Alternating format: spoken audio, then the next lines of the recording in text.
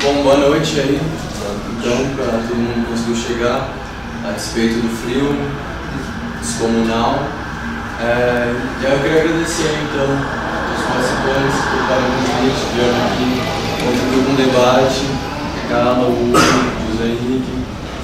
E a gente já está agora no nosso 4º dia desse ciclo de debates, cinema e debates, para pensar o legado de junho de 2013.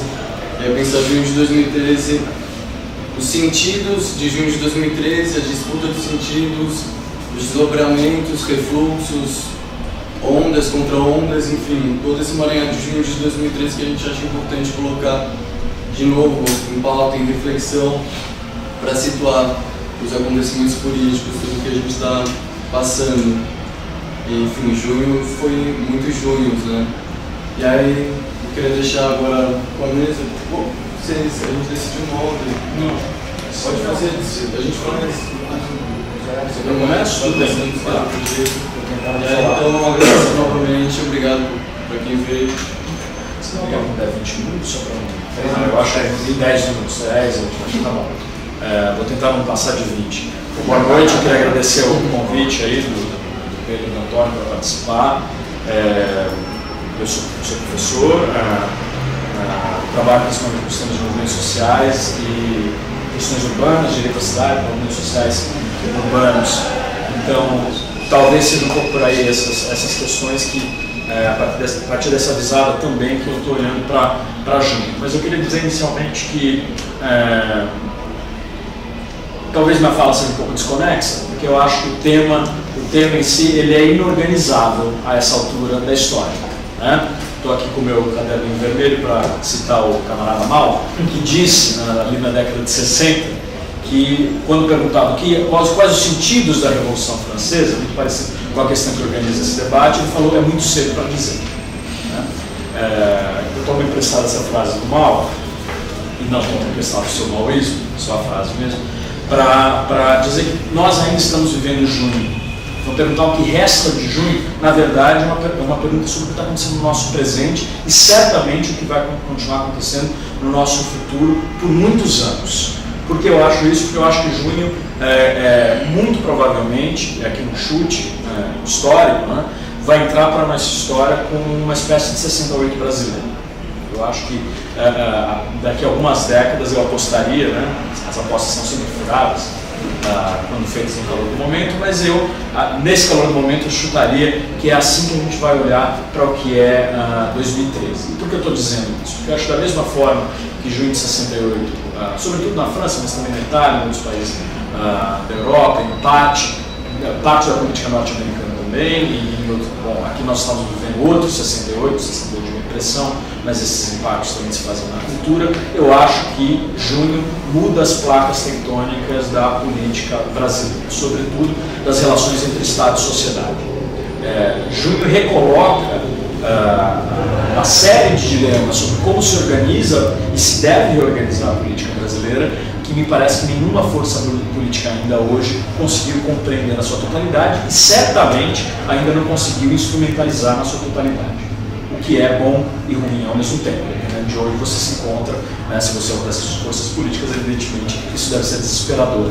Especialmente se você é daquela força política que para mim é a principal, e os analistas da maioria concordariam, o principal organizador desde os anos 80, pelo menos, talvez até desde o final dos anos 70, certamente durante a Constituinte, das forças progressistas do país, que é o Partido dos Trabalhadores. Da mesma forma, só para estender um pouquinho essa analogia do 68, da mesma forma que o Partido Socialista Francês era organizador de grande parte das forças, o Partido Socialista e o Partido Comunista juntos, disputando a organização das forças de esquerda, na França o PT sempre foi um centro articulador, apesar das dissonâncias internas, dos conflitos e, claro, das quebras que foram acontecendo ao longo do governo Lula com essa unidade do partido. Mas ele organizava, de alguma forma, uma certa hegemonia de esquerda. As grandes forças de esquerda passavam de uma forma ou de outra, seja pelo interior do partido, ou seja por um diálogo permanente, constante com ele. O que não é dizer que não havia forças de esquerda que não eram capitaneadas por esse centro articulador. Eles só não faziam parte daquilo que a gente pode chamar de uma frente hegemônica de esquerda, ou uma frente anti-hegemônica contra o neoliberalismo e um outro projeto para a nova República Brasileira, estabelecido nos anos 80 e nos anos 90. Então, eu acho que essa é uma das grandes dimensões dessa mudança dessas placas tectônicas, essa incapacidade de um ator político partidário, sobretudo, reorganizar a totalidade das divergências à esquerda. A direita, a análise é sempre diferente, né? Porque quase em todos os casos, no Brasil, a direita nunca precisou de movimento social para se fazer representar. A direita esteve presente no governo desde sempre, apesar de direitas diferentes estiveram presentes, inclusive na nova República. Apesar de ter dois projetos, digamos, supostamente modernizantes em disputa, né? Estou seguindo muito aqui uma análise, para quem quiser saber de onde eu estou partindo nesses dois projetos, do Luiz Werneck Viana, pensando nos impactos do pensamento Weber no Brasil. Só para dar uma referência bibliográfica, para quem quiser saber mais de onde vem parte da minha análise, não toda ela. Mas havia dois grandes projetos modernizantes a partir da Constituinte no Brasil. Um de cunho mais liberal, que entendia que o problema brasileiro fundamentalmente era o problema do patrimonialismo estatal. Era o problema de uma elite de Estado, de políticos e de burocratas que fazia usufruto para benefício próprio do Estado. E, evidentemente, a versão mais contemporânea desse discurso é a versão da corrupção, é a crítica à corrupção como sendo a forma como funciona a política no Brasil.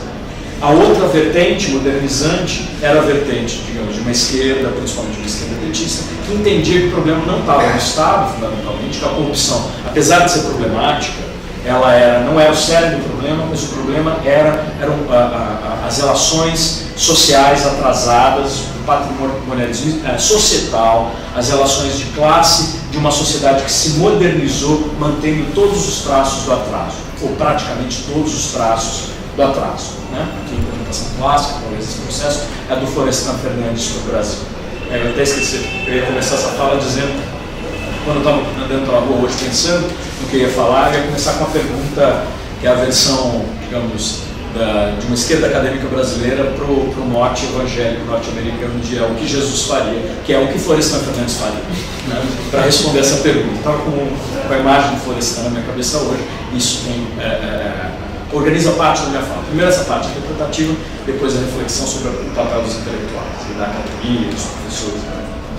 Enfim, o que eu quero dizer é que esses dois projetos modernizantes que forneceram elementos e matrizes para a modernização conservadora da nova República, seja na sua versão do PSDB, seja na sua versão do Câmara, que entendia que o Estado era grande demais, que ele tem que ser desmanchado, que uma dinamização do Brasil se dá via mercado, sobretudo, apesar de manter alguns programas sociais e um mínimo de consenso sobre os direitos sociais da Constituição.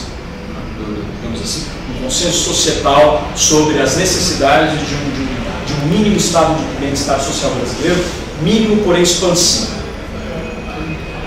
O neoliberalismo, no período da década de 90, conviveu com o mínimo consenso sobre a necessidade da continuidade, por exemplo, do SUS, da educação pública, de medidas de uma política de salário mínimo, etc. Do outro lado, a versão reformista, lulista, que entendia que sem conflito, ou pela incorporação do conflito no interior do Estado, era possível fazer acontecer e avançar todos os projetos dos principais atores sociais brasileiros, seja os empresários, seja as finanças, seja o agrobusiness e também os trabalhadores sindicalizados e os trabalhadores beneficiados por programas de transferência direta de renda e outras medidas que foram não necessariamente implementadas, muitas delas sim, mas expandidas no programa. 2013 coloca em xeque esses dois projetos, seja porque eles não dão conta de diversos atores sociais que foram deixados de fora de ambos, seja porque eles não se efetivaram. Me parece que a disputa, por exemplo, inicial de 2013, a disputa contra o aumento dos 20 centavos em São Paulo, mostra esses dois limites. Tanto, num certo sentido, é uma luta que formalmente se encaixaria na luta por serviços públicos de qualidade, por um Estado promotor da igualdade, por um Estado que de alguma forma tapa os buracos da profunda desigualdade brasileira, e age nesse sentido, quanto da sua inadequação, já que era impossível, na linguagem dos Partido dos Trabalhadores, do governo Lula, da gramática política vigente até então, incorporar esse novo ator autonomista, não alinhado, não incorporável, não só não incorporável, mas não incorporável, que era o MPL. E da mesma medida, quer dizer, esse ato inicial de junho de 2013, acho que tem uma densidade de um evento histórico que permitiu que diversos outros atores que não se alinhavam com esses consensos e com esses projetos da nova república viessem à tona, se reorganizassem, se expressassem e ganhassem densidade, ganhassem corpo na sociedade civil brasileira. Eu acho que esse é o panorama geral de onde a gente se encontra. Então, da mesma forma como o MPL era não incorporável, o movimento dos estudantes foi e ainda é, em grande medida, não facilmente, em alguns casos, completamente não incorporável a essas disputas e a esses atores já estabelecidos, esses consensos. Essa gramática de relação entre Estado e sociedade. O movimento feminista, certamente, que se expandiu imensamente, que adquiriu uma importância enorme no debate público, que se reorganizou, que está na linha de frente de oposição ao governo Temer. É uma coisa absolutamente impressionante, talvez imprevisível alguns anos atrás, mesmo para as mais otimistas das feministas, me parece, né? Falando de fora do movimento, de formas com simpatias profundas e apoio ao movimento. Não seria possível que elas estariam na linha de frente, possível imaginar naquele momento, né? E não articulados na gramática do Partido dos Trabalhadores. Nunca com apoio completo, mesmo do presidente Dilma, mas com apoio crítico, mostrando os limites daqueles consensos. Isso, evidentemente, não se iniciou completamente em 2013. 2013 também é um catalisador de outros movimentos que não cabiam dentro do consenso. Eu diria, por exemplo, que o movimento indígena e grande parte do movimento ambientalista precedem, nas suas discordâncias históricas com o projeto de social ou nacional desenvolvimentismo do Partido dos Trabalhadores, precede muitas das críticas que esses movimentos, que vão se ampliar em 2013, começaram a levantar desde então.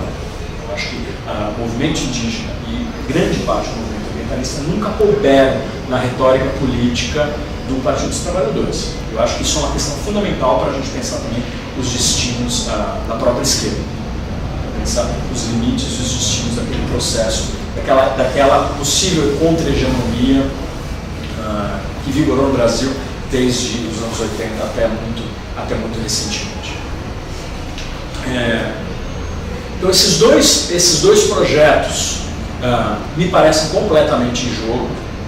Isso, claro, tem uma manifestação na crise de legitimidade completa e é reverberado e aprofundado pela crise de legitimidade completa dos partidos ou da forma partindo em grande parte da sociedade. O que é muito curioso é que nenhum partido até agora conseguiu incorporar as vitórias desse movimento, dessa soma de movimentos, capitanear dentro do sistema político, eleitoral, formal, né?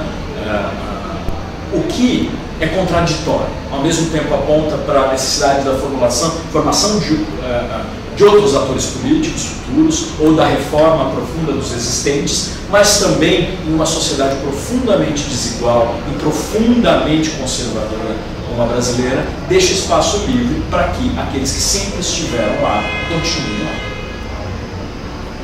Hoje, o que nós temos no Brasil, no governo Temer, são os mesmos atores que podiam fazer parte do Ministério Sarney. É um temerismo sem mediação, ou sem necessidade de pacto político com outros partidos. Né? Eu estou usando o conceito do Marcos Nobre, um filósofo americano, que descreve essa característica fundamental do pacto político brasileiro pós-constituinte, que é a manutenção, digamos, de um centro estabilizador, um centro, não um espectro político, mas digamos assim, um grande corpo legislativo de caráter majoritariamente conservador, mas cujo principal objetivo não é uma cartilha política ou uma agenda política, mas é estar no poder a todo custo. Esse PMDBismo quase em todos os momentos, foi exercido pelo próprio PMDB.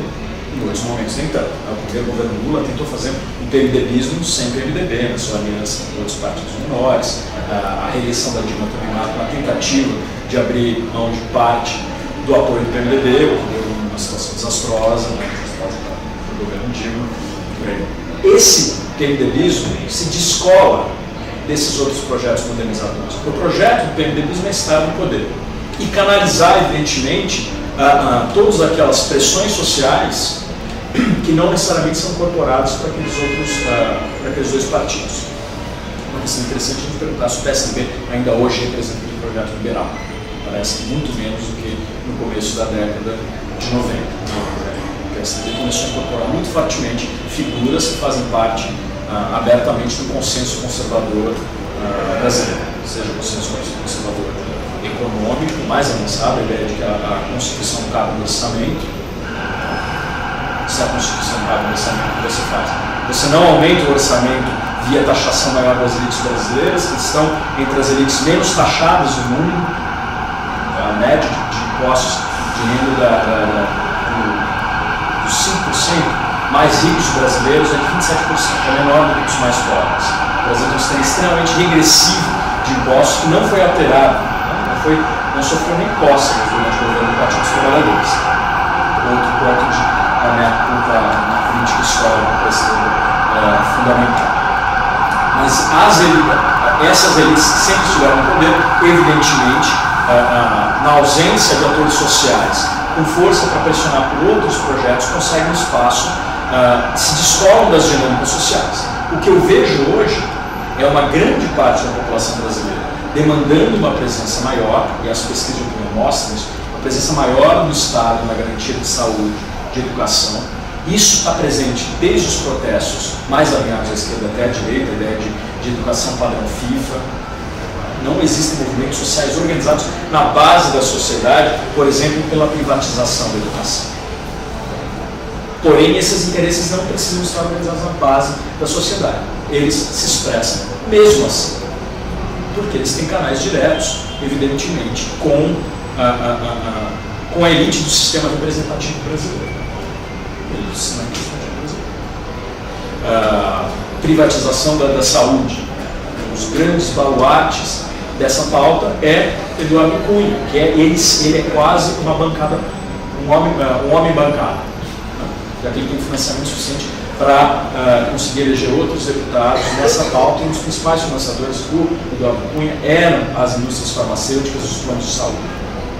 Um projeto muito deliberado de cortes de impostos, de diminuição de criação de programas de vouchers, de ampliação do sistema privado e, evidentemente, as custas do sistema público brasileiro, que, com todos os problemas que tem, é uma conquista civilizatória brasileira, sem sombra de dúvida. É uma sociedade,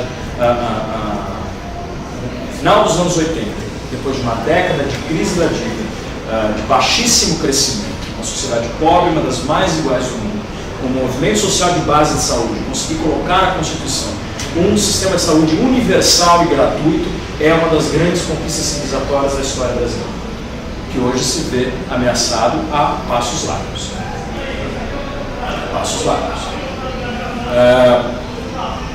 Tudo isso me parece, que nesse sentido, o momento atual, reverberando junho, são muitos os junhos possíveis, mas uma das reverberações que junho permitiu, esse extenso junho, é exatamente a partir dessa desarticulação entre bases sociais e elites representativas, elites partidárias representativas, de uma forma ou de outra defendiam esses projetos, é que se avançasse via Congresso Nacional, em alguns casos também, agora via Executivo, um projeto desconstituinte, ou o que eu estou chamando de uma constituinte às avessas, que é um ataque deliberado, sistemático e contínuo a essas garantias constitucionais, seja na letra da lei, seja no espírito da lei, seja no espírito da Constituição. Então, não só aquele pacto modernizante, minimamente, que organizava para onde a sociedade caminhava e organizava o conflito político. Tem sido dilacerado por essa multiplicidade de interesses bem representados e sem uma base social expressa nas ruas e por aí vai, como também os consensos da Constituição sobre as necessidades mínimas de criação de um mínimo estado de bem-estar social numa sociedade profundamente desigual como a brasileira, vem sendo sistematicamente atacados e desconstruídos. Esse, para mim, é um dos maiores problemas do momento político atual. Para além da névoa, que é bastante complicada, do impeachment, de qualquer discussão que pode ter, eu acho que o grande peso histórico desse momento são essas ameaças contínuas a essas garantias constitucionais. Uma velocidade tão grande que as forças progressistas brasileiras têm se mostrado ainda incapazes de barrar. Então é quase o inverso perfeito do período constituinte. Quando as forças políticas sociais, as políticas progressistas, forças sociais, políticas progressistas estavam organizadas, saímos de um governo autoritário, um autoritarismo de direita, um autoritarismo nacional, desenvolvimentista de direita. Hoje nós saímos de um período de um governo de 13 anos, de um partido dos trabalhadores, que foi a principal força articuladora à esquerda daquele projeto da Constituinte, força à esquerda articuladora daquele projeto, com o processo exatamente inverso, que é uma de desconstituinte, uma constituinte às avessas. Isso numa situação de profunda segregação discursiva, que também dificulta muito a formação de uma aliança de articulações progressistas na sociedade. Eu acho que a segregação da sociedade brasileira também foi aprofundada no nível político discursivo, inclusive pelas redes sociais, não exclusivamente nas redes sociais, que são instrumentos de organização política fundamentais. A ocupação das escolas prova isso de forma cabal, claro, são instrumentos importantíssimos de formação de subjetividades políticas. Eu acho que muito da expansão do feminismo também se beneficiou dessas plataformas, desses instrumentos, porém também são agentes de segregação discursiva. Nós formamos pequenas bolhas nos nossos Facebooks, nos nossos WhatsApps, etc. E a esfera pública, onde o conflito pode se expressar, ela fica esfacelada. Ela só aparece enquanto um ponto explosivo, enquanto diferença radical, enquanto conflito. Enfim, enquanto conflito violento, enquanto negação do outro, então, e não como a possibilidade de negociação e disputa política com o outro. Para além disso, eu diria, olhando agora para os lados mais otimistas, que um outro legado de junho, desse junho que ainda existe, que eu gostaria de propor para reflexão, e gostaria de ouvir de vocês também, fundamentalmente, que eu venho começando a pensar muito recentemente, é o impacto dessa multiplicação de centros de fala na sociedade, de centros de disseminação e formulação de discursos críticos, mas também de discursos conservadores de tipos diversos, para além das instituições tradicionais que sempre, tradicionalmente, formularam os discursos críticos na sociedade. Parte da universidade, da intelectualidade associada aos movimentos sociais, e por aí vai.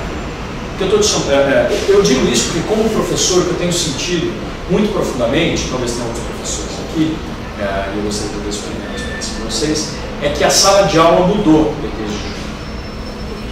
A sala de aula é outra, e ela continua mudando. A sala de aula não pode ser mais, ela nunca pôde ser, na verdade, o modelo tradicional de ensino, esse modelo que o Jacques Rancière chama de embrutecedor de ensino, que o professor transmite conhecimento para os alunos, é um direcional, ele sempre foi um modelo fora de lugar, evidentemente. Mas hoje ele ainda é mais obsoleto. Por quê? Porque qualquer discurso interpretativo que o professor traz para a sala de aula, ele convive com uma diversidade de outros discursos que emanam de outras instituições, de outros círculos. Isso eu sinto, sobretudo, na importância da disseminação dos discursos feministas entre as alunas, pelo menos na minha experiência como professor. Essa disseminação fundamental, esse crescimento, marca a experiência crítica da sala de aula. O protagonismo cada vez mais crescente das alunas, questionamentos sistemáticos das dinâmicas de aula, questionamentos sistemáticos das dinâmicas da universidade, as formas de produção de conhecimento, as questões tanto de micropolítica, das relações entre estudantes e professores e os estudantes entre si, e as questões de macropolítica, digamos assim, da posição de cada um desses indivíduos, sujeitos, cada uma dessas alunas com relação ao Estado e por aí vai. Eu acho que essa é uma das questões fundamentais, que a intelectualidade crítica, só abre mais um parênteses, isso vale para a direita também. Essa é a impressão que eu tenho. Muitos colegas meus reportam que muitos alunos já vêm com uma educação libertária, por exemplo, completa para dentro da sala de aula. Alunos que estão aula de administração de empresas, de economia, que diz os alunos primeiro-anistas da faculdade, já vêm com Ayn Rand decorada, com os discursos sobre os malefícios do Estado completamente articulados, uma visão de mundo sistemática, que convive com aqueles discursos que eles têm nessa aula. Isso não é exclusivo de um campo progressista, digamos assim.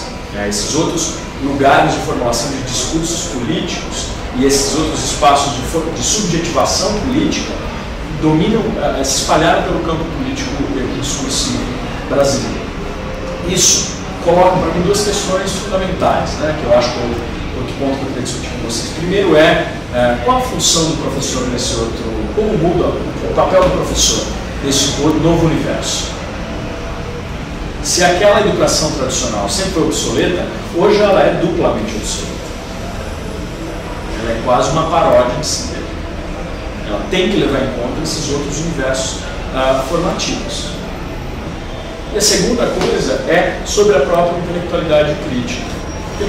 Ou, para falar também mais abertamente, incorporando os discursos da direita, a intelectualidade que se coloca como parte da disputa política, como parte da formação dos subjetividades políticas, da discussão de projetos nacionais, discussão de formas de ser no mundo, das nossas formas de vida e por aí vai. Como essa intelectualidade formada em instituições tradicionais lida com esses outros espaços de fala, com esses outros espaços de articulação, com os grupos de estudo disseminados pela sociedade, os coletivos diversos, culturais, artísticos, de leitura, de estudo. Como se coloca, então, a pesquisa que é politicamente situada frente às outras formas de conhecimento? Se essa ideia de dar voz ao oprimido sempre foi uma ideia errada, me parece, essa foi uma metáfora muito ruim, inadequada, a ideia de que o intelectual está lá, o artista está lá para dar voz a uma coletividade, para dar voz a um movimento, acho que sempre foi absolutamente fora de lugar essa ideia. Hoje, mais ainda, porque não só, os movimentos sempre tiveram sua voz, mas muitas vezes, por não existir uma esfera pública ampliada que pudesse incorporar a produção dessas vozes, essas vozes circulavam em nível local, circulavam entre ativistas, circulavam nos seus bairros, nas suas comunidades. Hoje, muito facilmente, digamos, esses novos intelectuais orgânicos que não passam pelas instituições sociais com legitimidade acadêmica, não passam pela universidade pública de elite, por aí vai, eles estão produzindo seus conteúdos, estão lançando na internet, estão formando subjetividades, estão escrevendo análises complexas sobre a realidade brasileira, sobre suas próprias vidas. Qual é a função do intelectual crítico nesse cenário? É uma dupla obsolescência, me parece. Coloca fundamentalmente essa questão de o que é ser acadêmico, intelectual, professor, formador de opinião, artista, no mundo pós-junho de 2013. Eu acho que o exemplo mais didático dessa obsolescência dos nossos discursos críticos e artísticos é a tentativa, que parece totalmente frustrada, muito didática, do Chico Buarque fazer uma música para os estudantes das escolas. Então, de um lado, o Chico vai lá, o Chico sempre foi, desde os anos 60, esse artista do qual que forneceu recursos estéticos para a esquerda, digamos assim, material estético para a esquerda trabalhar, etc. E que trabalhou esteticamente o material das lutas populares, faz uma música que os estudantes acharam um saco, que não circulou, que não reverbera em nada a linguagem dos estudantes, que está totalmente descolada da estética das escolas, dos secundaristas, e as músicas que eles ouviam eram os funks, os axés, os pagodes, as músicas estão sendo feitas nas escolas ou por outros estudantes da idade deles, com uma estética parecida, com um consumo cultural parecido, com uma vivência parecida. Esses sim circulavam. Não só circulavam, esses se manifestavam artisticamente na forma e no conteúdo muito melhor a dinâmica de luta desses estudantes. Acho que se o Chico Buarque está no bem lascado, nós então estamos mais ainda. A gente está longe de conseguir entender o que é produzir conhecimento crítico nessa nova situação. Eu termino com essa questão para que a gente consiga pensar junto como inclusive uma instituição como essa se propõe como uma instituição, acho que a alternativa de produção de diálogos, de discursos políticos também se coloca nesse debate político, né, com todos os potenciais e limitações que também gostaria de ver com vocês nesse espaço. Muito obrigado.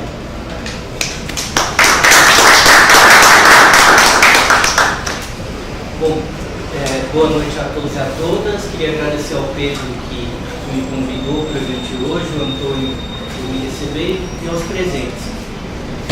Em primeiro lugar, escrevi aqui uma fala, repensei, fiz alguns apontamentos. O que foi junho de 2013 no Brasil? De fato, foi um fenômeno muito parecido que começa em maio de 68 na França. E maio de 68 não foi só maio de 68 na França, foi um fenômeno que se irradiou para o mundo inteiro, inclusive para o outro lado da cortina de ferro, inclusive para o México, que sediou uma Olimpíada naquele ano, que foi onde muitas lutas, inclusive de um massacre perpetrado por aquele governo. E aquele maio de 68 foi a confluência de duas coisas. Do avanço que era sentido na Europa, naquele momento onde você teve pós-guerra, você teve um grande desenvolvimento econômico, socioeconômico até para conter qualquer movimento revolucionário naquele lugar, naquele momento, já que o sistema capitalista foi obrigado a ceder aos movimentos sociais de operários para sobreviver. E aquilo produziu um cenário muito curioso, onde o sistema que produziu aquele avanço, ele não podia conviver com mais avanço ainda. E aquele avanço não estava satisfeito com aquela realidade, digamos, do capitalismo social, do welfare state. E houve um levante justamente. É uma contradição no sentido que Marx falava da revolução. Quando você tem um cenário de estrutura política, ela já não consegue mais dar resposta para o funcionamento do dinamismo social. E foi uma crise ainda dentro do Fordismo. Mas é uma crise no final do Fordismo e uma crise, na verdade, resultou nesse movimento, nesse levante, que se tornou muito comum no pós-fordismo, nessa pós-modernidade, que não ocorreu apenas no primeiro mundo. 68 se irradia muito rapidamente para o segundo mundo, que já não existe mais, o bloco socialista, e também para o terceiro mundo, como o México. E depois isso continua a reverberar na Europa pelos anos 70, inclusive na Itália, mas também no Irã. Não nos esqueçamos que o processo iraniano, que depois vai para uma teocracia, ele começa como uma revolução, começa como um levante multitudinário também. Então, quer dizer, quando nós olhamos esse fenômeno, nós temos de analisar esse tipo de evento para além do bem e do mal. Não com romantismo nem com a crítica, mas entender que isso pode ir para algum lugar. O que seria esse isso? É justamente essa irrupção do desejo em uma sociedade cada vez mais conectada em rede, que funciona cada vez menos, que ela vem de uma realidade industrial, mas uma realidade industrial já em decadência, já funcionando dentro daquilo que alguns pensadores vão chamar de capitalismo cognitivo. No momento onde os conceitos, as marcas, o software valem mais do que um produto industrial. Não é que a maior parte dos trabalhadores esteja na elaboração do conceito, mas que a tendência real ela esteja, como dizem Nery e Hart, nesse setor.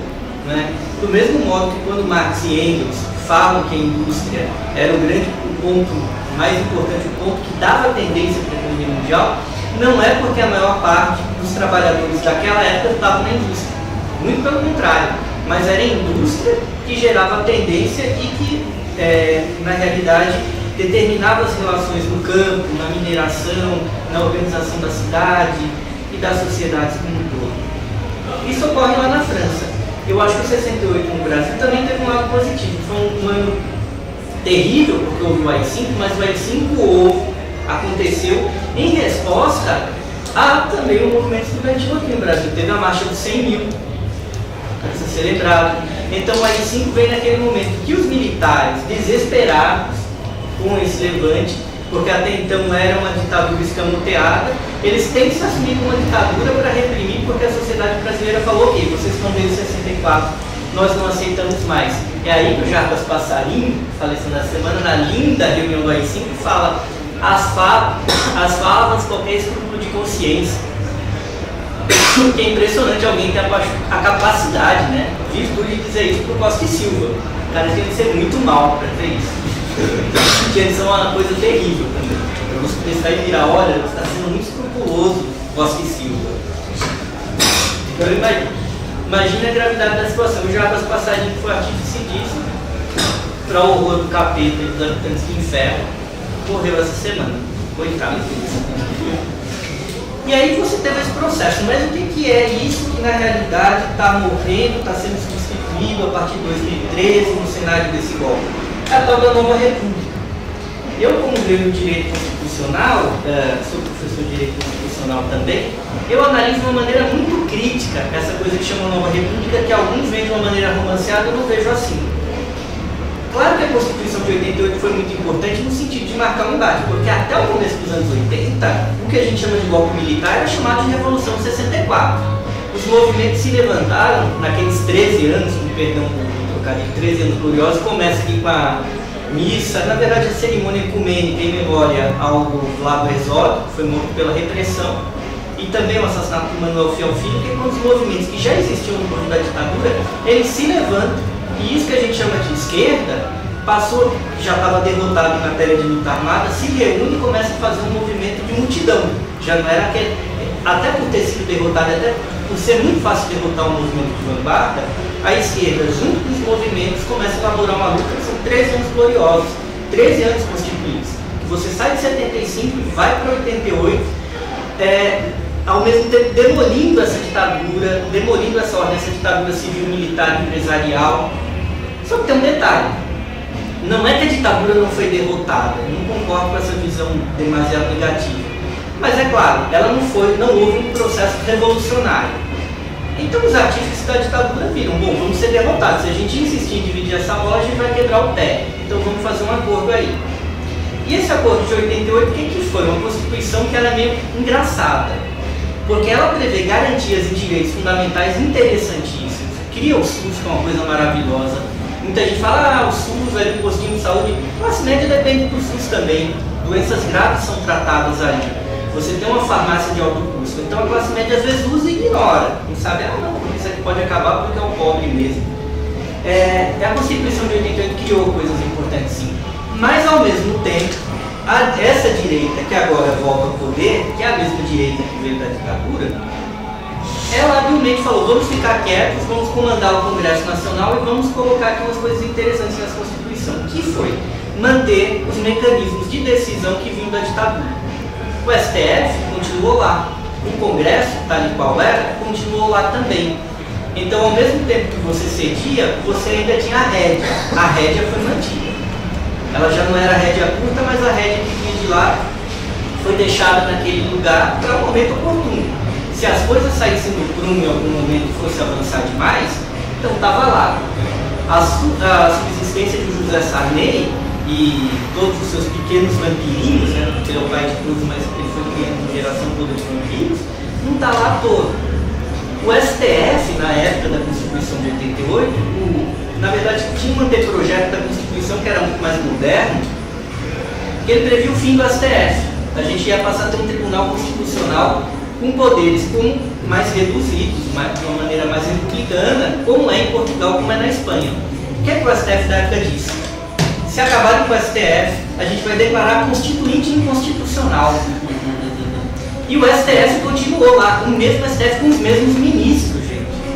É o mesmo judiciário aplicando uma nova Constituição, que foi feita para ser bacana, que foi feita para ser democrática. Então esse é o jogo de 88, uma Constituição que tem várias armadilhas, apesar de também ter escrito vários avanços que não foram concessões, elas foram conquistadas à base de muita luta. Ao mesmo tempo que o que ficou ali foi fruto de muita esperteza, de quem acabou derrotado, mas soube perder, habilmente. E a Nova República ela não viveu um ano sem crise. Falar, bom, essa crise talvez seja a terminal dela, não foi a primeira, gente. Nem foi. A gente teve inúmeras, ano após ano, ano após ano. Quando a Constituição foi aprovada e a greve pôde ocorrer de uma maneira mais ampla, ocorreram muitas greves, os trabalhadores se empoderaram. Qual foi o primeiro efeito deles usarem a rédea? Lei de greve, já para encabeçar a greve. O Brasil é um dos poucos países do mundo que tem uma lei de greve. Porra, greve é poder de fato. Como é que você vai criar uma lei para regular uma greve? Se criou no Brasil. Além das crises episódicas. O primeiro presidente eleito foi impeachmentado.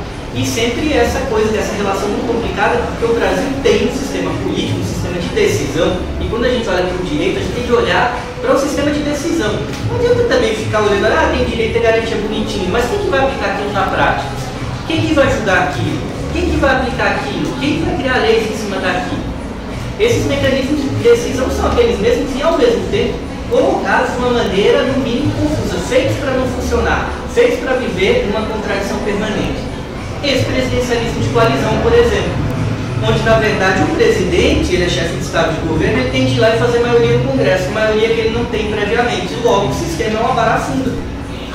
Sempre foi com o Fernando Henrique, foi com o Lula, e por uma série de questões acabou afundando no momento atual. Ao mesmo tempo que o STF é uma das instituições mais poderosas do mundo, porque ele é um tribunal, que ele é a cabeça do judiciário, ele julga o que é constitucional ou não. Ou seja, por exemplo, quando o STF, ele na realidade é o juiz natural de qualquer litígio, qualquer problema que ocorra em relação ao impeachment, processo de impeachment. Claro que o Senado é o juiz natural de julgar o prefeito, mas qualquer ilegalidade que ocorra ali, pelo princípio da inafastabilidade da jurisdição, inclui ao STF. Só que o STF julga aquilo que é concreto, mas ao mesmo tempo ele é quem diz qual o entendimento na prática das normas constitucionais, quais leis são constitucionais ou não, ou seja, julgando uma coisa concreta, ele decide como as leis devem ser entendidas, como a Constituição deve ser entendida, ao mesmo tempo que ele aplica para o caso prático. Ou seja, gente, ele pode tudo. O STF pode tudo. E as pessoas não se dão conta nisso. Justamente no mensalão, a pessoa falou, olha, teve sim, claro que aquele caso de corrupção aconteceu, mas a forma que aquele julgamento transcorreu foi político. Aí todo mundo fala, mas olha, eles podem mudar, tudo podem. Eu não estou dando chancela aqui para o STF fazer tudo, não me entendam mal. Eu estou fazendo um pequeno exercício, propondo um pequeno exercício de reflexão, que a gente precisa ter maturidade para encarar que o STF pode tudo.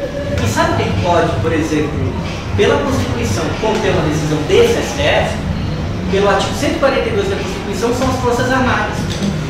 Então, quem controla a Constituição, quem que pode fazer tudo? São duas cabeças, Forças Armadas e STF. Isso é aquilo que a gente não procurou estudar nesses anos, até que deu merda agora. Essa é a dura realidade. A gente não teve maturidade, a gente não fez esse esforço de estudar a Constituição, e quem estudou não quis encarar, por desonestidade ou covardia. Normalmente brasileiros precisam ser mais covardes. Sou de uma família 400, não posso falar mal. À vontade, beleza. E aí que a gente tem esse problema. O cenário de que essa nova república é uma coisa extremamente problemática. A gente chega em 2013, que a coisa já começa a descambar, e 2013 vem de um ciclo que começa no final de 2010 na Tunísia, quando o Wikileaks revela uma série de coisas do governo americano, abre, né, o Wikileaks vai lá e faz essa coisa que a NSA fez de espionagem. O que o Wikileaks fez em escala global foi uma contra-espionagem, né, e revelou toda aquela relação entre estados, entre os Estados Unidos e governos locais, que envolvia o Estado da Tunísia, né, e a ditadura do Ben Ali, que era uma ditadura aliada dos americanos. O povo se levanta sabendo vendo toda a podridão da corrupção chancelada pelos Estados Unidos, e você tem a Revolução dos Jasmins, né, que ocorre de final de 2010 para o começo de 2011, desencadeia todo um processo pelo Oriente Médio. Os Estados Unidos se desesperam porque caem duas ditaduras aliadas, a Tunísia e o Egito, e a partir daí o Obama resolve intervir ali para tentar controlar essa nova ordem do Oriente Médio. Você tem da Líbia até a Síria, levantes que não são contra ditaduras aliadas ou inimigas dos Estados Unidos, são contra o conceito de ditadura, com a população árabe se levantando e aquilo provocando reverberação, levando semelhante na Rússia, nos Estados Unidos, depois na Turquia, né? Ocupar o Wall Street foi um fenômeno gigantesco nos Estados Unidos inteiros, até que vai para a Turquia, até que chega aqui. Mas qual foi a grande descoberta de 2013? Primeiro, porque até então a política se fazia dessa maneira, os vitoriosos da luta contra a ditadura, disputando entre si, uns mais a centro-direita, outros a centro-esquerda, embora o PT durante muito tempo tenha sido esse agente que não na centro-esquerda, ele tenha problematizado essa face da nova república e obrigado certas coisas a se realizarem, e depois o PT recua para não ser uma centro-esquerda e concorre com a centro-direita. Com essa direitaça por debaixo dos panos, ora se alinhando com um, ora se alinhando com outro, ora se alinhando com os dois ao mesmo tempo, que é o PMDB e também o PP e outros partidos aí com velhos caciques. Essa nova república é questionada pela sociedade, uma irrupção violenta do desejo, no momento também onde o governo Dilma ele pratica uma austeridade política via gerencialismo, ele abre mão bem ou mal de uma certa forma política de gerenciar os conflitos que vêm, que ocorreu com o Itamar, com o Fernando Henrique e mais na minha opinião com o Lula. E a Dilma não faz isso, ela no momento em que você tem um avanço socioeconômico grande no país, bem ou mal, e ela fecha a política de uma maneira gerencialista. Então, todo esse fenômeno global vai se cruzar com a nossa realidade específica e a faísca é acesa na casa ali cheia de pólvora. A juventude sai às ruas, muita gente que nunca saiu às ruas antes, e você tem, na verdade, entre as várias reivindicações, as pessoas procuram olhar, mas qual o programa de junho? É um programa, na verdade, de constituição de direitos, mas que varia muito conforme cada um dos agentes, grupos e até indivíduos que estavam envolvidos ali. Mas há um ponto em comum, que é uma questão, e é um ponto em comum com todo esse ciclo que começa no final de 2010, que é uma reivindicação de procedimento. Né? As pessoas querem que haja um procedimento democrático. Não basta você discutir, não, todo mundo quer saúde, todo mundo quer educação, todo mundo quer segurança, mas quando as pessoas saem nas ruas, elas saem questionando como as coisas são decididas, que pro bem ou pro mal, elas são decididas de maneira fechada. Na democracia brasileira a gente não controla quem a gente elege. Você pode eleger ali alguém para ser prefeito, governador e presidente, ele faz o que ele quer. Se está dentro da lei, às vezes até sair da lei ele faz o que ele quer, mas eu digo dentro da lei mesmo. Ele não tem nenhuma vinculação de um programa, de proposta, de promessa. As pessoas se cansaram disso, as pessoas questionaram isso. Justamente no momento em que o gerencialismo da Dilma fez isso ficar mais claro, sobretudo uma parte relevante da juventude. E aí, para o susto de todo mundo, velhos e novos militantes, veio uma repressão violenta do Estado, que ninguém esperava. E aí uma questão que as pessoas descobriram pelo choque, né, o que é o Estado brasileiro e depois o que é o Estado. Né, porque as pessoas nunca tinham parado para pensar o que é o Estado moderno, Estado burguês. As pessoas acreditaram nesses direitos, mas elas nunca viram que o Estado moderno, é um monstro de duas cabeças. Regra e exceção. E quando o bicho pega, qualquer Estado na face da Terra, desde o Quebec até o Brasil, vai reprimir sim. Porque um Estado é uma máquina de matar. É por definição. Em última, para sobreviver, ele mata. Teve levantes parecidos no Quebec em 2012, o Estado baixou o pau. Então não é primeiro mundo, terceiro mundo, é uma coisa comum e inerente. Que os movimentos eles sentiram na pele. Tem uma frase da Rosa Luxemburgo que ela fala que você sente, eu não lembro exatamente como ela é, talvez vocês lembrem, você só sente as correntes que te prendem quando você se movimenta. E foi isso que aconteceu. As pessoas, parece aquele filme Show de Truman, que na realidade o Truman, porque ele não se conforma ali, ele quer ir para as Ilhas Fiji, ele não sabe que a vida dele é um grande reality show, tudo manipulado, até que um belo dia ele toma um barquinho, aí ele vai lá no limite, ele vê que o limite do mar, do horizonte, é um cenário. E ele vai abrindo aquilo, quer dizer, porque ele se movimentou e ele percebeu aquilo, mas na verdade aquilo sempre esteve ali. E a gente sentiu isso em 2013.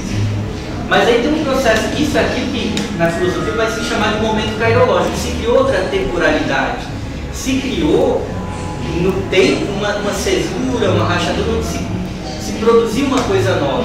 Um movimento constituinte de direitos que ele renegou e se colocou a par justamente para poder constituir, para expressar esse desejo profundo. Ele criou uma nova temporalidade, então no novo tempo ele se pôs à parte daquilo que era a disputa política aparente. Só que ele renegou o pai, mas não matou o pai, e o pai é Cronos.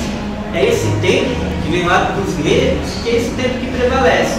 Que quem já fez aqui tese de doutorado, dissertação de mestrado, sabe muito bem o que é o tempo que encontra ao contrário. O prazo está dado e o tempo come a nossa vida, que é o tempo do capital, que é o tempo do poder, que é Cronos. E naquele momento, em junho de 2013, por essa conjunção desse fenômeno constituinte mundial, essa luta constituinte no Brasil e ao mesmo tempo o Estado brasileiro com seu cobertor curto, essa coisa se encontrou, gerou junto e de repente nada mais era como antes. Mas ao mesmo tempo que se fez aquilo naquele momento, não se matou o pai. E o pai naquele dado momento era a temporalidade instituída pelo poder constituído, por mais que as pessoas renegassem, ele existe objetivamente. Ele existe. E ele se impôs como as eleições de 2014. Então, todo mundo achou que poderia simplesmente acabar com essa parte ruim da nova república, ignorando ela, mas essa parte ruim, na verdade, se impôs, porque, queira que não, ela existe. E não houve, na verdade, talvez conhecimento ou coragem para enfrentar aquilo. Veio a disputa 2014. E no limite, o país perdido, um pouco daquele elan de 2013, bem ou mal, foi lá e no final ficou entre a desistência eleitoral e um apoio, talvez, à candidatura da Dilma, porque ela não representava um certo conservadorismo, ela representava pelo menos uma possibilidade de constituinte alguma, pelo menos da boca para fora. Depois descobrimos que era da boca para fora mesmo. E aí você teve um choque maior em 2015, quando a Dilma, basicamente eleita, a primeira coisa que ela faz é assumir o programa do candidato derrotado. E a partir daí, além da luta de 2013 ter aceitado voluntariamente, se sujeitado à disputa eleitoral, ela acabou embasbacada quando o sistema político representativo torna tudo insignificante, porque na hora H chegou ao mesmo programa. Tinha aquele marketing, mas não tem nenhum significado. Essa disputa que vocês colocaram, o capital impõe o seu programa independentemente da vontade de vocês, mediante esse instrumento nada casual chamado Estado. E aí você tem esse cenário de trauma, né? Onde na verdade 2015 inteiro nós nos deixamos nos levar por paixões tristes, enquanto a direita soube usar muito bem disso, inclusive essa vontade destituinte do sistema, soube usar de maneira muito oportuna para criar um simulacro de destituição, que é todo esse processo, não só jurídico, mas social e político do impeachment, inclusive para que esses velhos caciques que sempre tiveram aí pudessem puxar a rédea e fazer tudo voltar a ser como era antes, como foi a restauração lá na França, porque depois houve a Revolução Francesa, ocorreu uma restauração para que tudo pudesse, para que com a vontade de fazer tudo a ser como era antes. Isso foi a chamada restauração, depois que Napoleão foi preso, enfim, foi derrotado, confinado, depois morto. E é essa restauração que a gente está vivendo hoje. E na verdade, quem se levantou e quem manteve esse devido foram justamente quem manteve uma palavra ruim, quem deu vazão a esse devido foram os estudantes no final de 2015 que se levantaram. Uma geração que, ao contrário que não nutre uma fé, na verdade, no Estado, nessas convenções de moralidade, e que viu que não adianta confiar nessas promessas do sistema, que pelo menos a minha geração, a geração de muitos aqui ainda acredita, né? E talvez por isso tenha ficado um pouco perplexo e paralisado nesse período. Essa geração falou, não, a gente sabe que isso aqui é tudo mentira e vamos lutar porque a gente não quer se sujeitar a esse papel ridículo de estar com 30 anos e ter o quê em troca? Devido a essa mocidade das escolas públicas de São Paulo. E não é um fenômeno casual que tem acontecido aqui em Goiás e no Rio, porque cada estado, à sua maneira, são lugares onde a vida já é predeterminada e pré-criada. Em São Paulo, onde você tem um capitalismo mais desenvolvido e peculiaridades culturais, sociais, políticas, que controlam a nossa vida um pouco a mais do que em outros lugares do país e já predeterminam ela. Goiás, onde a coisa está muito crua, igual ao negócio, também cria essa disciplina. E o Rio com uma série de questões disciplinares que aparecem no gosto de uma desagregação socioeconômica muito grande. E aí que na verdade é o calapé, e não só o calapé, né? As pessoas se movem. Então, tudo é, como nos ensinava Shakespeare, depois copiado por Maquiavel e Marx, que nem tudo depende de fatores subjetivos, nem subjetivos. A fortuna é aquilo que a gente não controla e não pode prever na totalidade, a dimensão objetiva. E você tem a dimensão subjetiva que é dada pela virtude. é aquilo que a gente pode interferir na nossa limitação. E é da conjugação, na verdade, como resultante dessas duas forças simultâneas que a história se produz. É como em Hamlet, quando Hamlet ele fala: bom, eu planejei tudo aqui, mas os meus planos não acontecem como eu esperava. Ele fala mais ou menos assim, porque ele planejou tudo perfeitamente, ele conhecia todos os atores, ele interveio e as coisas não saíram como ele imaginava. Ocorreu uma resultante entre a realidade, o que ele queria e o que ele fez. E é isso que ocorre no Brasil, quando nós temos esses agentes interferindo na realidade que é dada. Você tem um embate com um resultante, uma resultante que não é fácil de prever, que é justamente o resultado desse conflito com a realidade posta. E a dimensão subjetiva é justamente esse desejo de mudança, esse desejo de poder existir, esse desejo de ter uma vida plena, de uma maneira mais genérica e global, conseguir restringir essa miséria afetiva que o mundo contemporâneo, que a pós-modernidade tem para nos oferecer, que é um grande vazio, e a realidade específica do Brasil, né? Que é a realidade da monocultura do campo, da especulação imobiliária das cidades, da precarização do trabalho, inclusive de ser um lugar onde tantos mestres, doutores e tantos artistas, tantos militantes não têm o seu lugar. E não tem mesmo, porque o país é um grande plantation. E é um país que precisa muito mais de batedores de pau e capatazes e administradores de fazenda, e não de pessoas que pensem, que sintam, que vivam publicamente. Eu acho que essa sensação terrível, esse entrecruzar desse lado nefasto da nova república, com o momento mundial e esse momento global também, junto com a vontade de luta específica construída no bojo da nova república, que causa esse conflito magnífico. Então, junto na realidade foi em certa maneira engolido pelos eventos, pelas falhas, pelas ingenuidades dos movimentos, mas Juin não morreu, nem poderia. Ele permanece como um devir, como esse desejo de transformação, esse trânsito permanente, um trânsito que se opõe a essa estática movida pelo capital, pelo Estado. E esse cenário é magnífico que a gente tem um golpe que não é só a distribuição da Dilma, esse impeachment fake, mas que é um processo que envolve a destituição dela e a retirada de direitos. E essa luta que agora que acontece, e eu acho que é positiva, por um lado é terrível, mas é positiva essa decadência do PT e talvez a derrota da esquerda clássica, porque ela mata o pai e obriga a meninada a se mover e viver por conta própria. Faz a esquerda entender que tem que se virar, que tem que fazer as coisas pela sociedade, que não tem que depender de um dinheiro que o Estado dê, legalmente ou ilegalmente, tem de arregaçar as mangas e fazer. Então é um momento, tem o seu lado ruim, mas tem o seu lado bom também. Porque o golpe escancara esses defeitos que todo mundo via lá desde os anos 80, que ficava muito claro, e faz a gente agir, faz assim, por mal, a gente ter independência e procurar autonomamente fazer as coisas. E eu acho que um pouco dessa resistência que vem da sociedade, se não contra a destituição da Dilma pura e simples, mas a todo o processo de roubo e de suspensão dos direitos, tem muito a ver com isso. E cada vez mais coletivos se organizam em rede por baixo. Então, é um momento terrível, é um momento positivo. Pode virar uma grande tragédia, está virando uma grande tragicomédia. Na verdade, quando a gente vê o Frota no Ministério da Educação, quer dizer, não ocorreu uma tragédia nacional, o país virou um porno chanchada. E a partir daí, abre esse horizonte. Esse horizonte tem muito a ver com esse marco fundante, quer dizer, junho de 2013, portanto, é um marco de uma vida, além da nova república, e o golpe que está ocorrendo agora, ele é na realidade uma proposta de morte. Então você tem essa disputa, né, entre Eros e Thanatos, né, uma pulsão de vida e uma proposta de uma vida em mortificação pós-Nova República. É como o edifício da Nova República ruiu e nós temos aí duas escolhas: ou a desgraça da política institucional, do capital, da vida miserável, ou são as ruas, as redes, os movimentos, uma vida plena, que manda essa vida burguesa, pós-burguesa, medíocre a merda.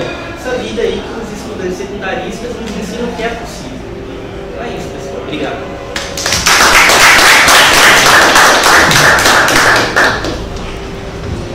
Primeiro eu quero agradecer o convite, a presença de todos vocês. E eu, assim, a visão que eu tenho para dar de junho de 2013 é bem pontual, na verdade, bem pessoal. Eu sou bióloga, a minha profissão não tem nada a ver. Para contar um pouco,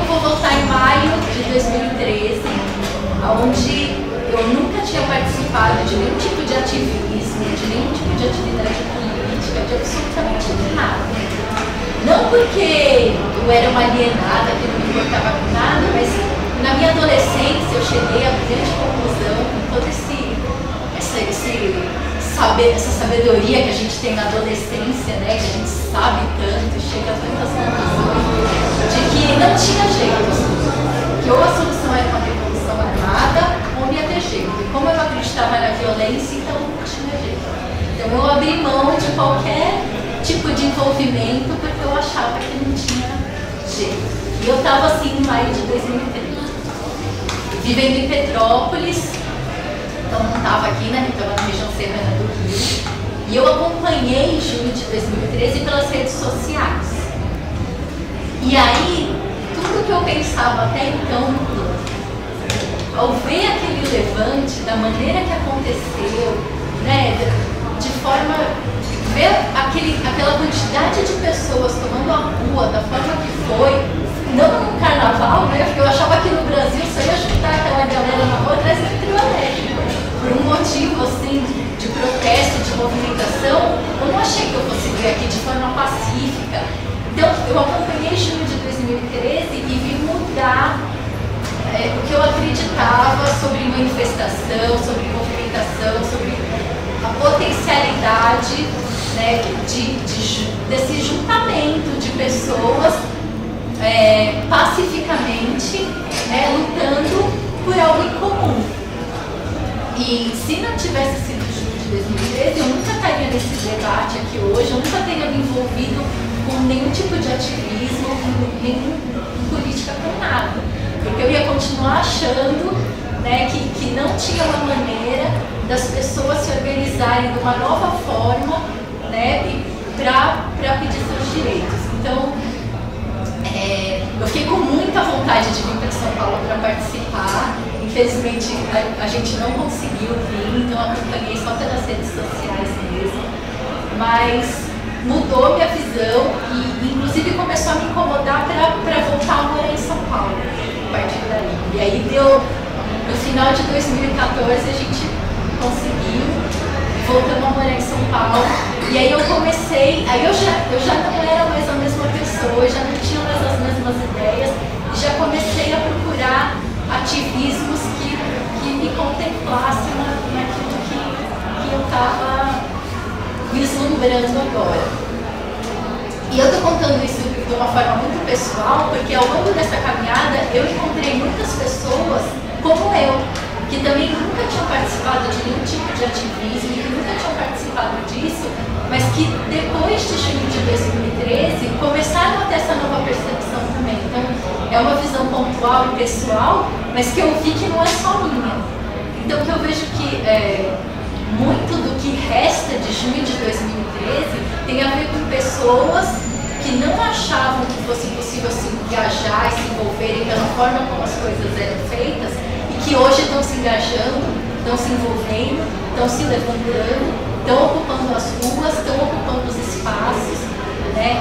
E eu acho que isso é um legado muito importante dessas manifestações, de pessoas que não estariam ocupando esses espaços se não tivessem visto e participado desse levante, né? E eu vejo muito, né, disso que foi falado, desse levante feminista também ocupando as ruas, dos secundaristas ocupando as ruas. Eu não sei se isso teria acontecido dessa forma se não fosse isso. Eu vejo que muitas pessoas desses movimentos talvez estavam que nem eu, né, que tinha essa vontade interna de que as coisas precisam mudar, mas que não acreditavam que fosse possível mudar dessa maneira. E que a partir daí começaram a ver, não é possível. E eu vou para a rua também, eu vou exigir o que eu quero também. Eu vou me juntar com pessoas que buscam esse mesmo sonho que eu para lutar por isso também. E eu senti, eu não tive nas manifestações de junho de 2013, mas eu tive agora num dos atos de ocupação das ruas dos estudantes secundaristas, e aquilo lavou minha alma. A maneira de levar as coisas é diferente, a maneira de se manifestar é diferente, a organização é totalmente diferente, é muito diferente de uma manifestação de rua tradicional, porque tem o carro puxando, falando o que é para fazer, o que é para seguir. Lá não, é uma coisa dinâmica de um vai lá na frente, puxa o grito, os outros vão atrás, o outro puxa de trás, o outro grita, e assim, uma forma orgânica, dinâmica, natural, espontânea, de baixo para cima, horizontal, novo.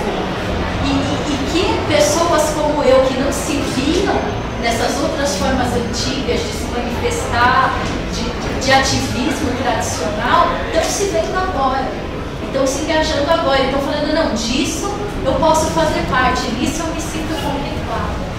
Pessoas que se sentiam desencaixadas e fora desse padrão antes, estão se sentindo contempladas e estão saindo agora. Então, eu tenho que falar muito breve, até para a gente poder conversar juntos, mas para mim, a minha vivência pessoal do que resta de junho é isso, muitas pessoas que não se engajavam antes por falta desse local, desse espaço, dessa maneira de fazer as coisas, e hoje estão aí, estão levantando, estão buscando esse algo novo, estão nessa onda, e que não seria assim se não tivesse tido esse levante da maneira que foi, do tamanho que foi e do jeito que foi, junho de 2011.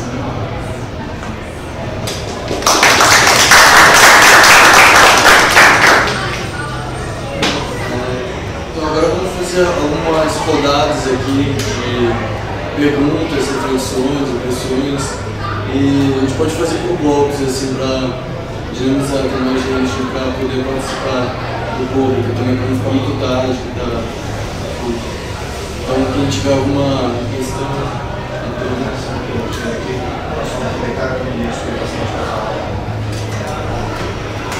eu estava falando da empresa eu já vinha calentando o desejo de voltar para São Paulo, de onde eu estava distante há 10 anos, assim, já de longe, mas junho de 2013 me impactou de tal forma que eu fui no exterior sem ter ninguém com quem conversar a respeito, praticamente.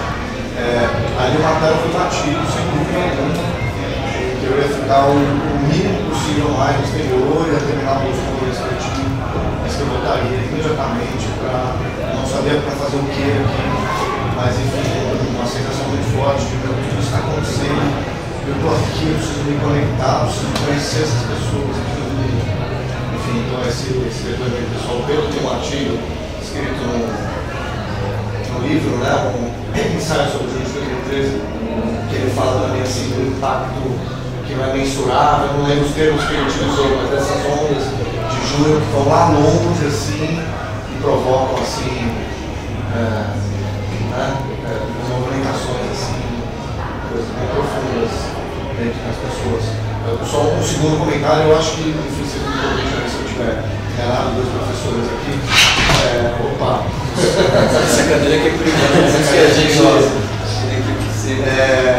os dois, espero não estar enganado, tem um diagnóstico mais ou menos de que junho, vamos dizer assim, foi uma consequência, um ápice, um momento que marca, de certa maneira, a nova república, eu ia usar a palavra falência bem forte, né? Que o sistema colocado em vigor na redemocratização em 88 não funciona mais, não tem as condições de funcionar, e talvez nesse sentido a minha provocação é no sentido, se essa fuga para frente, o Michel Temer, se a gente encara uma fuga para frente, quer dizer, uma maneira de tentar ainda continuar dentro do mesmo sistema, as forças conservadoras tentam dar de um sistema que já não tem mais condições, o Michel Temer é uma tentativa desesperada dessas forças, enfim, é uma provocação, assim, uma afirmação, e não sei nem se vocês concordam com essa afirmação do diagnóstico de anos, na verdade, e a prática mencionada pela Carla de ativismo político também marca totalmente diferente do carro de som puxando, que é a marca dos sindicatos, do Partido dos Trabalhadores, mesmo de outros partidos de outros segmentos. Enfim, é só provocações gerais. Vamos fazer uma rodada com o James, você tinha falado, gosta, tá? A gente consegue.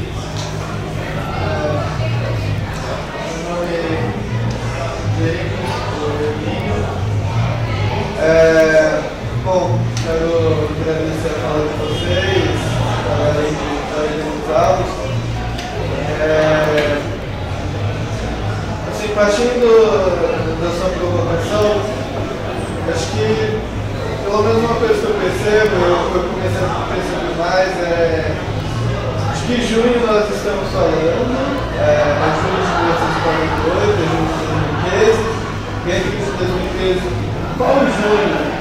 Qual parte de junho? Porque existe aquele junho que as pessoas saíram para a rua com as passagens, e existe aquele junho a partir do quinto ato, quando se tornou aquela massiva manifestação, que infelizmente não foi a primeira que eu fui, já foi quando começa a, pelo menos muita gente diz, a desvincular, quando a polícia começa a tomar uma outra postura, quando o Estado também mostra que ele sabe ser violento pela omissão também.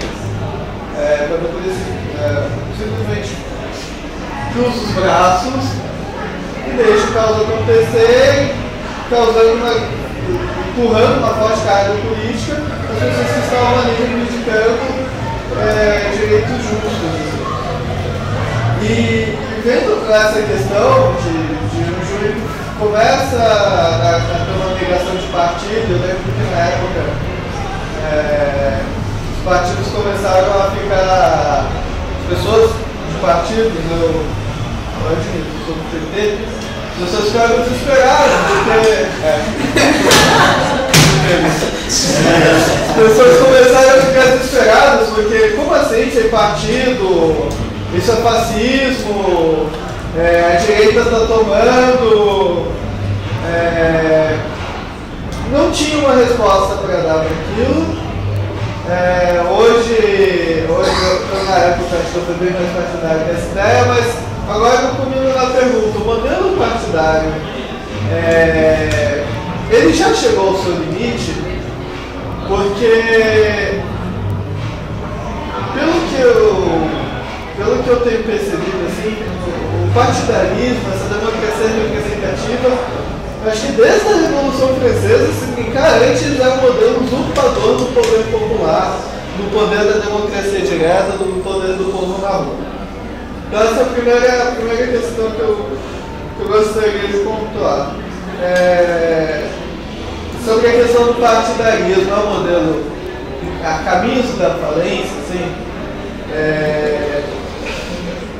e até porque a esquerda, qual o projeto de Estado da esquerda? A esquerda tinha um projeto de partido, um projeto de chamado de governo, mas aí, uma esquerda partidarista que não tem um projeto claro de Estado, quando o modelo partidário tem crise, a própria noção de Estado, de democracia, tudo começa a ficar muito abalado.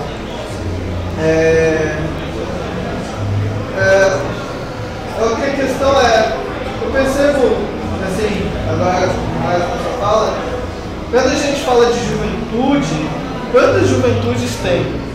Porque existia uma juventude que em 2012 se filiou a um partido, com 19 anos de idade, que chamou algumas pessoas desse movimento fascista na época. Existe uma juventude muito pouco mais jovem do que eu, que tem 22 anos, que está ocupando as escolas públicas. Eu fiz estudante de escola pública, o povo que fez escola pública jamais tem sido para a escola pública. E existe a juventude química, do Radley, que é o extremo do conservadorismo. Assim. Então, assim, eu acho que mais do que uma cisão entre o passado e o futuro, eu também estou começando a me denunciar aí de tiro. Essa cisão entre o passado e o futuro, eu acho que a gente já começa a ver aqui as sementes dos conflitos que a gente vai ver mais pra frente.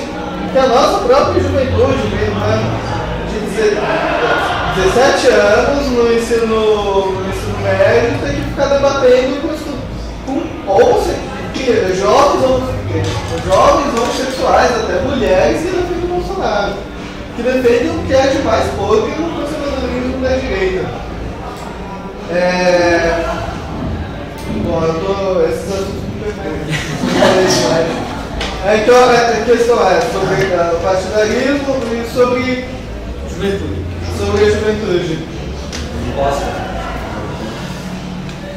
Prestar bem aos senhores catedráticos, mas há uma questão que a gente tem que começar para chegar a esses dias, como a burguesia sempre traiu a República Brasileira, né? Veja bem, vamos por partes.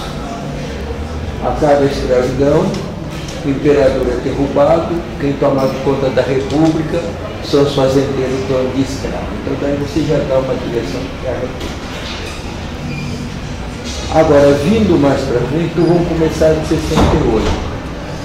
Acho que 68 a gente tem que se lembrar do grande levante na França, na Bulgária, e todo aquele leste europeu, né? E quem sufoca é a extrema-direita francesa, que é De Gaulle, que sufoca a luta americana. No mesmo tempo, acontece nos Estados Unidos movimentos, né? E Nixon vem também metralha.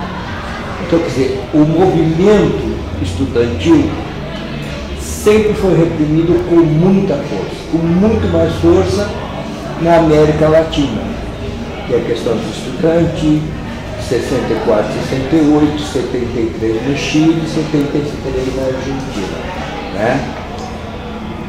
Só que uma vantagem, quando a gente vem vindo nesse levante, não teve nova república. A nova república morre com Dom Pedro, que foi o primeiro ministro de 64 de interlocução entre a direita e o governo Jango.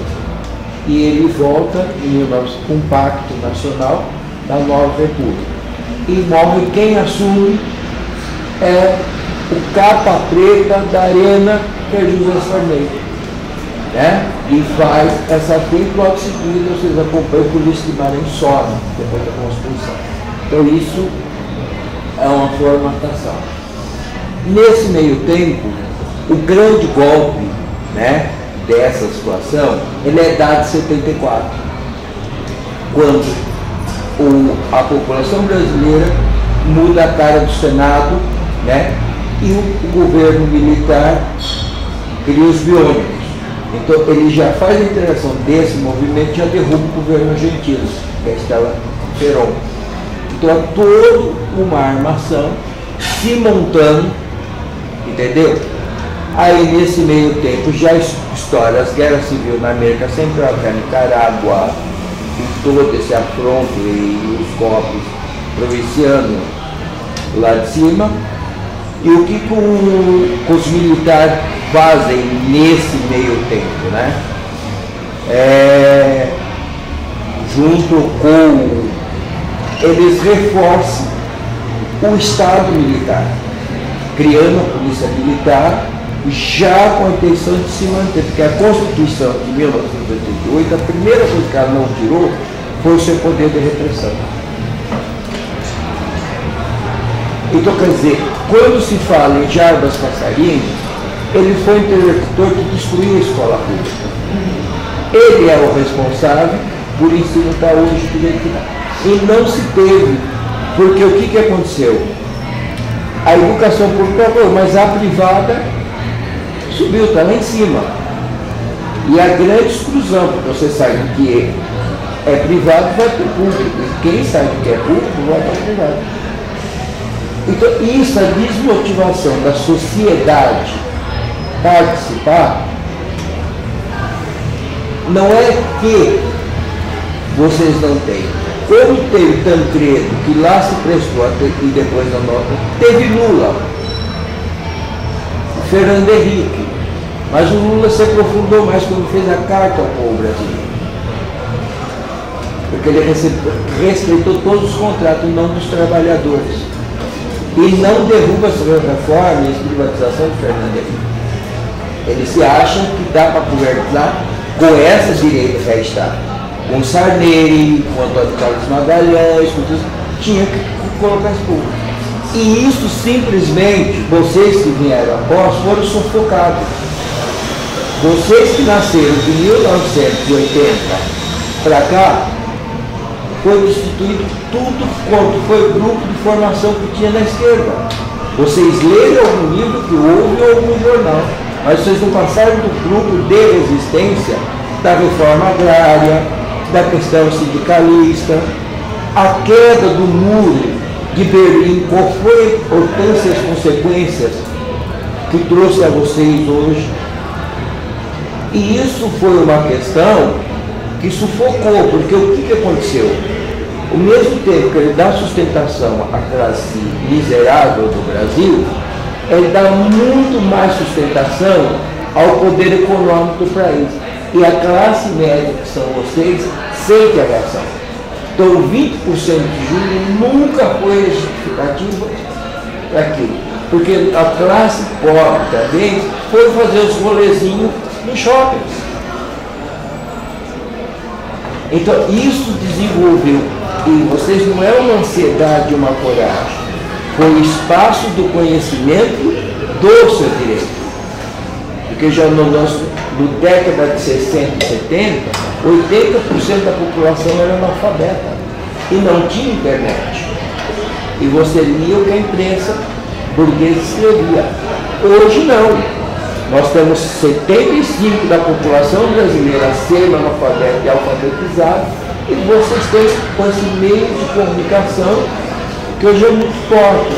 Agora, o que eu gostaria de ver de vocês é mais curso desses como formação, porque vocês só vão tomar o poder, entendeu bem, quando se estruturar qual foi o modelo que sempre essa burguesia colocou. Desculpa o seu... Então, eu acho que, eu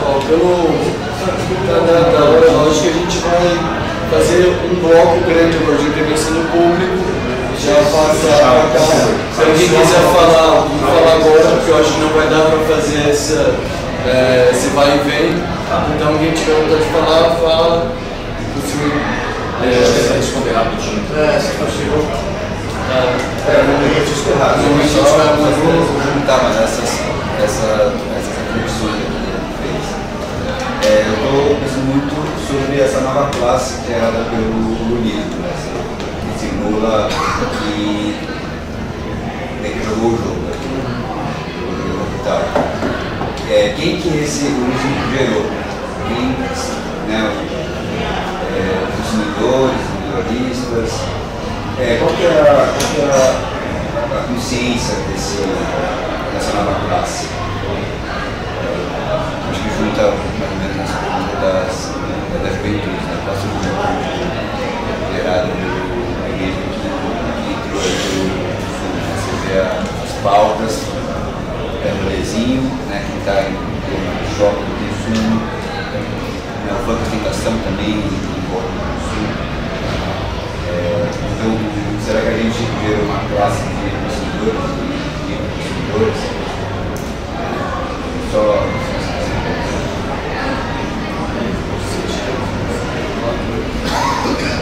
Jonas, eu ia fazer uma contribuição sobre os secundaristas, mas eu queria fazer um comentário sobre isso. Do meu doutorado em educação britânica sobre feminismo periférico, sobre coletivos feministas nas periferias da Zona Leste. E as protagonistas desses coletivos são a nova classe média, a nova classe trabalhadora, e assim, eu acho muito impressionante porque elas são. Enfim, se vocês procurarem depois, Nós Mulheres da Periferia é um portal, tem site, tem Facebook, tem uma crônica maravilhosa da Jéssica Moreno, não hoje, e ela é a Jéssica, do Que Horas Ela Morre.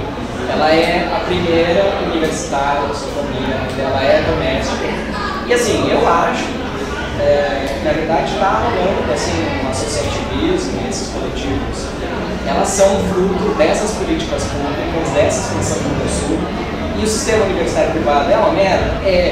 Só que do ponto de vista das pessoas, da vida cotidiana, do modo de vida, você tem uma parcela aí dessa nova classe trabalhadora que tem uma opção consciente política de fidelidade com a sua origem, com o seu território e buscando trabalho de base com as suas mães, com as suas irmãs, com as suas primas, com as suas amigas e com pessoas desconhecidas que estão morando nas periferias. Mas nem era isso que eu palestra, só para contrapor a questão do consumo, que eu acho que já tem uma pluralidade. Você estabeleceu o consumo nas sociedades do PT, a democracia do PT, falta revelar um número de classe média. Tem pesquisa que até remota. Acho que tem a ver com a nova política. As periferias não se reconhecem, elas não vão sair às ruas para defender a. O governo é um governo que disse que. Mas estão fazendo política de outras maneiras, em outros canais. Mas nem é isso que eu falei, eu falo sobre. Não. Eu sou um secundarista, né? Quando a gente for fazer uma contribuição. Vou falar bem rapidamente, porque na verdade também fazendo propaganda é um artigo que eu acabei de escrever com a minha companheira e outros companheiros na revista Fevereiro, e a gente tenta fazer algumas conexões entre o movimento dos secundaristas e junto 2013. E aí que a gente conseguiu assim, identificar, a gente circulou muito nas ocupações, a gente fez uma entrevista, não é da nossa cabeça, mas a gente identificou mais ou menos 3 principais conexões com o Júlio.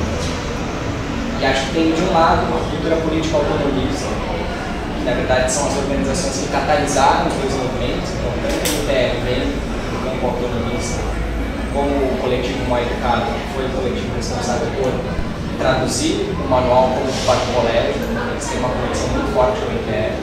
Eu acho muito interessante perceber que foram organizações e movimentos de fora do setor petista que foram capazes de catalisar um processo que inclusive sai do seu controle. Tanto Junho sai do controle, como depois de um determinado momento, mas o cara não tem controle nenhum. O cara virou a página de Facebook, eles simplesmente repassavam informações. De outro lado, acho que tem a questão fantástica do seu nome. Da questão do imaginário. Né? É uma coisa muito forte nas entrevistas, era o impacto de Junho no imaginário dos secundaristas. E assim, das mais diferentes maneiras. O caso extremo, no menino que talvez vocês devem ter visto, ele era porta-voz do Fernando Dias, era um cara que, tipo assim, ele entrou para o MPL, exatamente, é um caso assim, em maio, ele estava na virada cultural, ele viu um chamado do MPL, colou nas manifestações e depois entrou no movimento. Esse é um caso extremo, mas é um contínuo gigantesco. Porque a gente tem que pensar, agora eles têm 15 a 17 anos, então eles tinham de 13 a 15 na época, mas eles estavam nas ruas, ou não, as mães não deixavam, porque eles eram muito jovens, mas eles queriam estar. Eles acompanharam pela TV, ou acompanharam pelas redes sociais. E o que eu acho mais interessante, justamente nessa linha aqui, Junho, são vários Junhos, tem várias fases, nas entrevistas, Junho é 20 centavos. Junho é o passe livre. Não existe difusão de pautas no imaginário dos estudantes secundaristas que são moradores das periferias. Eu acho isso muito doido, porque do ponto de vista de quem é classe média, está lendo jornal, está nas universidades, a difusão de pautas é inescapável. Junho são as fases. Para eles, não existia. Para não era nem difusão de pauta, mas que ele já estava na questão do fora keynesiano e contra a cura gay desde antes. Os outros era passe livre. Então, autonomismo, imaginário. E a terceira é uma coisa que eu acho muito interessante, né? Assim, eu faço até não é minha culpa a palavra, mas eu não participei de nenhuma manifestação do Junho. Na época, me causava um incômodo muito grande os cartazes que estavam sendo padrão filha, porque eu falava assim, gente, mas como que a gente vai... É um salto, né? Do cartaz para intervenção na realidade da educação pública. E agora, graças ao Mal Educado, a gente consegue ter um registro de manifestações que secundaristas participaram no Grajaú em abril de 2013. Eram atos em apoio à greve dos professores. Os cartazes são versões refinadas da educação para o ouvido. São versões falando assim, governador, investe em mim, eu sou que nem a Copa, investe em mim, assinado pela Educação Paulista. Então assim, o Educação para o Ouvido já estava circulando. E acho isso muito interessante, eu chamo isso de disposição de luta, que na verdade, os alunos, a gente de fora, nossa, ocupou a escola. Antes das ocupações, eles estavam nas ruas, eles passaram 6 semanas fazendo manifestação e o Alckmin não conseguiu enxergar. Antes disso, no primeiro semestre de 2015, eles estavam fazendo ato para toda a greve dos professores, na história do sindicato, na categoria. E em 2013, igual. Então, na verdade, os alunos, os secundaristas, eles estão com disposição de lutar há muito tempo. E isso não é os autonomistas que criaram, isso é autonomia para o autonomismo. Então aí eu termino jogando uma pergunta que eu acho interessante também de fazer a diferenciação. Tem os autonomistas e tem a autonomia que os estudantes valorizam, assim como as feministas também valorizam. E a institucionalidade. Porque o Estado vai continuar aí, o sistema político vai continuar aí, as leis vão continuar aí. E aí, o que a gente faz? Eu acho que eu me sinto muito perdido, porque eu sempre, os circuitos mais autonomistas, eu me sinto institucionalista ingênuo, e com quem está pensando no Estado, reforma, não sei mais o que, eu me sinto anarquista ingênuo. Eu estou sempre deslocado, eu estou sempre do outro lado, minoritário, e eu acho que a gente tem que pensar essas pontes também, de alteração da institucionalidade, enfim, vocês vão Eu vou passar a palavra para o pessoal da mesa aí, fazer um apanhado geral, o mais breve possível do que começa, para tentar encaminhar as coisas aí agora.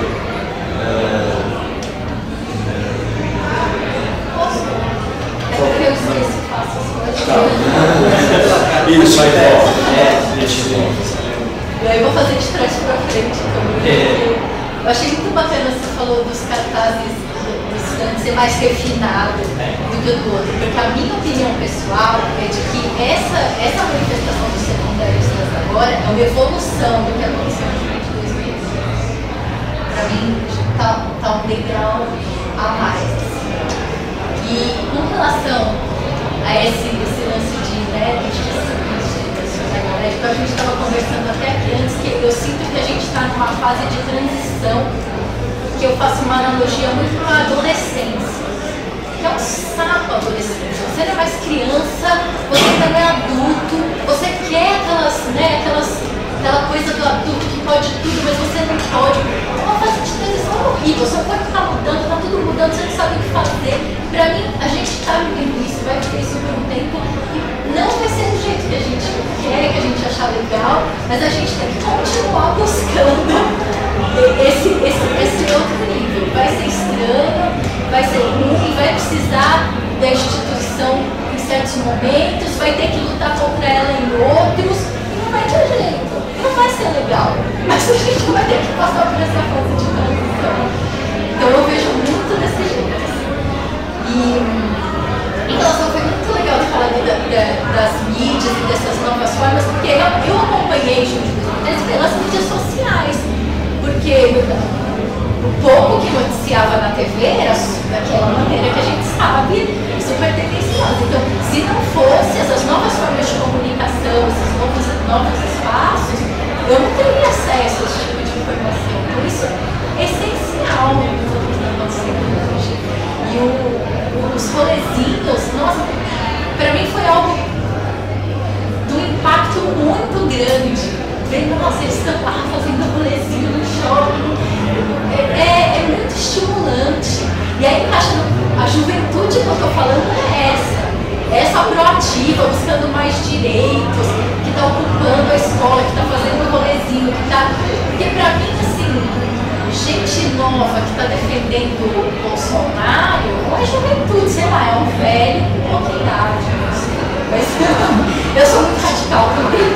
E aí, nesse lance de radicalidade, eu já diria que, para mim, essas instituições partidárias tradicionais, para mim, sempre tiveram falidas. Eu nunca acreditei nelas e por isso só nunca me envolvi com nada disso antes, porque eu nunca acreditei nessa forma partidária tradicional.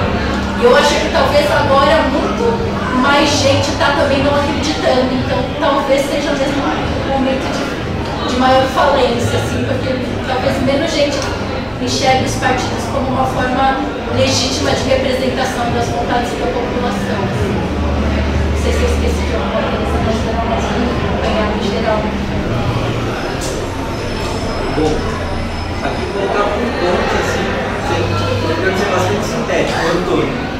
Eu acredito que, bom, a gente vai ter um debate no futuro quando é que essa nova república acabou ou não, né? Foi com 2013, 2015. Eu acho que a gente ainda não está, a gente tem muita proximidade histórica para dizer. Eu acho que até o começo da nova república é controverso. 85, 88 realmente, tem várias questões. Agora, o Temer, ele é uma figura para frente, eu temo que não. Eu acho que ele, inclusive, é uma ruptura. Acho que são os dois lados da ruptura da nova república, Junho e Temer, antagônicas. Aí vem e você tem essa luta agora, estudantes se liberando. Eu vi alguns secundaristas que lidam muito melhor com questões de gênero, de orientação sexual que a gente. E tem um tema que é a volta, é a restauração, gente. É a restauração, a história da França. Revolução, teve Napoleão e teve a restauração.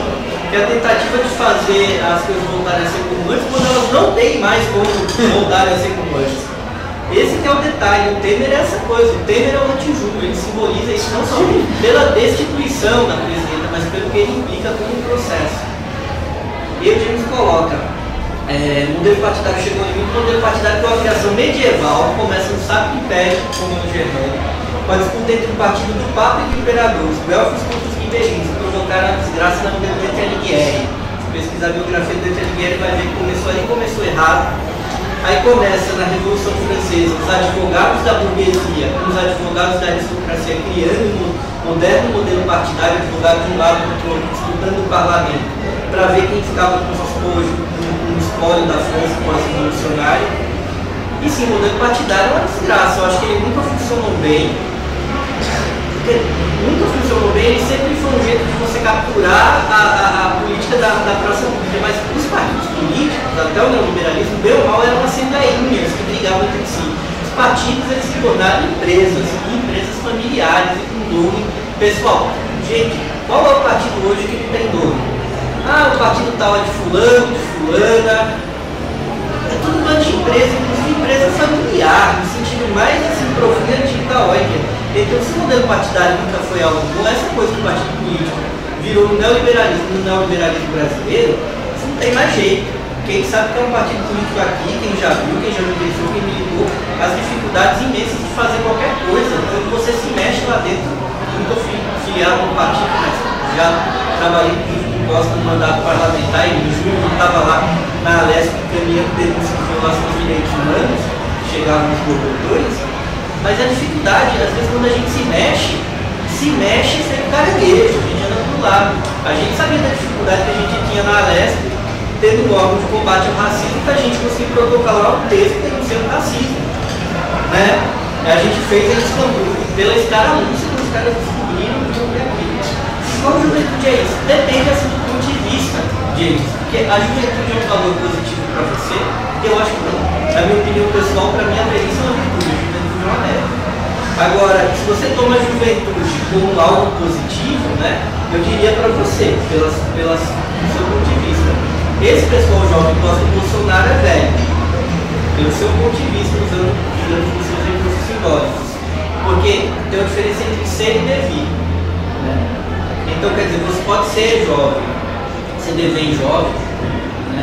Devem se tornar, devenir da filosofia francesa. Então nem todo mundo que é jovem, deve jovem, efetivamente se porta como tal, vamos por assim. Mas eu não concordo, não. Acho que a juventude não é um valor, não. A juventude é uma miséria, está bem tratado. Burguesia e república. Assim, Costa, eu só tenho uma pequena divergência sobre a república, a nova república, ela é essa contradição. Eu diria que ela morreu junto com o Tancredo, mas ela começou de um jeito pior que aconteceria com essa contradição em termos. Né, essa coisa dos velhos caciques, tem SUS, né, que foram avanços relevantes que, bem ou mal, produziram um avanço, mas que as velhas instituições que sempre são uma desgraça, tem os velhos caciques que sempre juízes. A nova república sempre foi essa briga, né? Porque a direita soube sobreviver, né? Porque o melhor jeito de sobreviver é se fingir do outro para matar o poder. E a direita é esperta nesse sentido. A esquerda não é. A esquerda é estúpida, não tem capacidade de decidir e de aprender. A esquerda é uma desgraça. Por isso que a direita não tem razão no lugar do mundo. Porque a esquerda é frágil. A esquerda é incompetente. A esquerda é fraca no sentido político. A direita foi esperta, esse pessoal ficou brigando ali e a nova república foi isso. Só que rompeu, estourou, assim, por N questões. Eu procurei elencar algumas, né? Algumas delas, mas são várias. Pedro, a questão da nova classe é uma questão que eu já escrevi sobre ela. Eu deveria ter escrito mais quando eu falo de classe sem nome, porque se você pensar, Marx ele viu o conceito de classe social, mas a classe social é um problema. O comunismo é uma forma de resolver não só o conflito de classe, mas acabar com a sociedade de classes.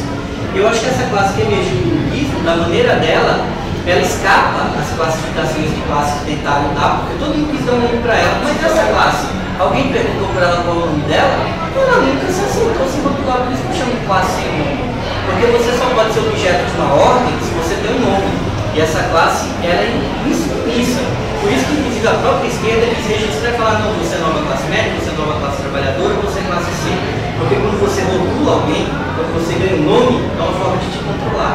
Se você não tem um nome, você não pode ser objeto de uma ordem. Pode ser sujeito de uma ordem, sujeito de um regime de deveres. E o que aconteceu é que, por um lado, o capital muito esperto procurou criar um regime estético para capturar essa classe sem nome. Dar um nome para ela, registrar, enquadrar de alguma maneira, criar um fundo de ostentação, sabe? Criar várias escaramuças para cooptar e tentar transformar esse pessoal, ou fazer esse pessoal concordar com os valores de classe média. Mas vendo isso, agora, o que é o papel da restauração? É você tirar o substrato material mesmo para fazer, vamos lá, não teve como, né? Sintetizar todo esse pessoal, trazer para o nosso lado, então vamos empobrecer de novo. Agora, uma das grandes lições que Marx ensina é que você pode manter uma população sem sapato, sem chinelo, mas uma vez que você dê e você vai tirar, você tem outro problema. Porque, como diz nessa quando ele fala da ideologia alemã, sintetizando qual é a lição de Marx na ideologia alemã? Que as necessidades humanas são cumulativas e irrefreáveis. Elas se comunam e você não tem como fazer voltar antes. Você bebe, você come, você quer comer melhor. Então, essa coisa que é de não determinismo, ele passa várias falando, não é como alguns marxistas positivistas veem. Mas se você tem uma crença, coisa para satisfazer o seu desejo, não tem como voltar. Não tem como simplesmente tirar. E esse é o plano de disputa que a gente tem hoje. O empoderamento subjetivo, afetivo, material, com a direita achando que tirando só o empoderamento digamos, material, monetário, econômico, que você vai conseguir fazer com que tudo volte a ser o velho país de antes. Esse é o ponto da disputa que está dado. Agora, qual são os Jones? Aqui, cultura política autonomista, acho que sim, eu acho que é uma parte assim, dessa crítica à modernidade, o partido político tal como ele funciona, criticar o Estado também, são políticos sectaristas, essa até de uma maneira ingênua, muito ingênua não no mau sentido, de uma maneira muito pura, você não confirmar aquele padrão, seja para rejeitar ou para aceitar o Estado. Então, a política ela precisa ser da maneira como ela pode ser, porque a política tem como condição de existência, como condição de possibilidade de autonomia, a praça pública, a assembleia, né? Sem isso não é possível, você tem a política encastelada no jogo econômico. Seria o partido político, na minha opinião, uma estrutura econômica, não política. Sobretudo no neoliberalismo. A questão do imaginário é muito importante, as pessoas poderem, pelo menos em dado momento, começarem a imaginar que podem imaginar. Né? O impossível não existe. A única coisa que é impossível é a própria impossibilidade. Porque o impossível existe como possibilidade. Então, uma única coisa que existe é o impossível. O impossível é impossível. Assim como a única coisa que não existe é a inexistência. E a questão da institucionalidade é um problema. Como que a gente vai pensar em institucionalidade sem se deixar engolir e entrar no jogo dela? Mas ao mesmo tempo a gente não pode achar que, não nego isso aqui eu vivo a minha vida. Como alguns anarquistas, com todo respeito à tradição anarquista, consideram autonomista, Mas assim, alguns anarquistas pensam que é possível, eu penso que não. Você não brinca falar isso aqui não existe. Eu posso dizer que aquele vidro não existe, mas não acho que pudesse abrir a porta. E eu acho que é um jogo que exige muito, mais do que consciência, muita sensibilidade para você encarar e jogar esse jogo. Você saber o que aquilo está dado é como um teatro que você quer desfazer.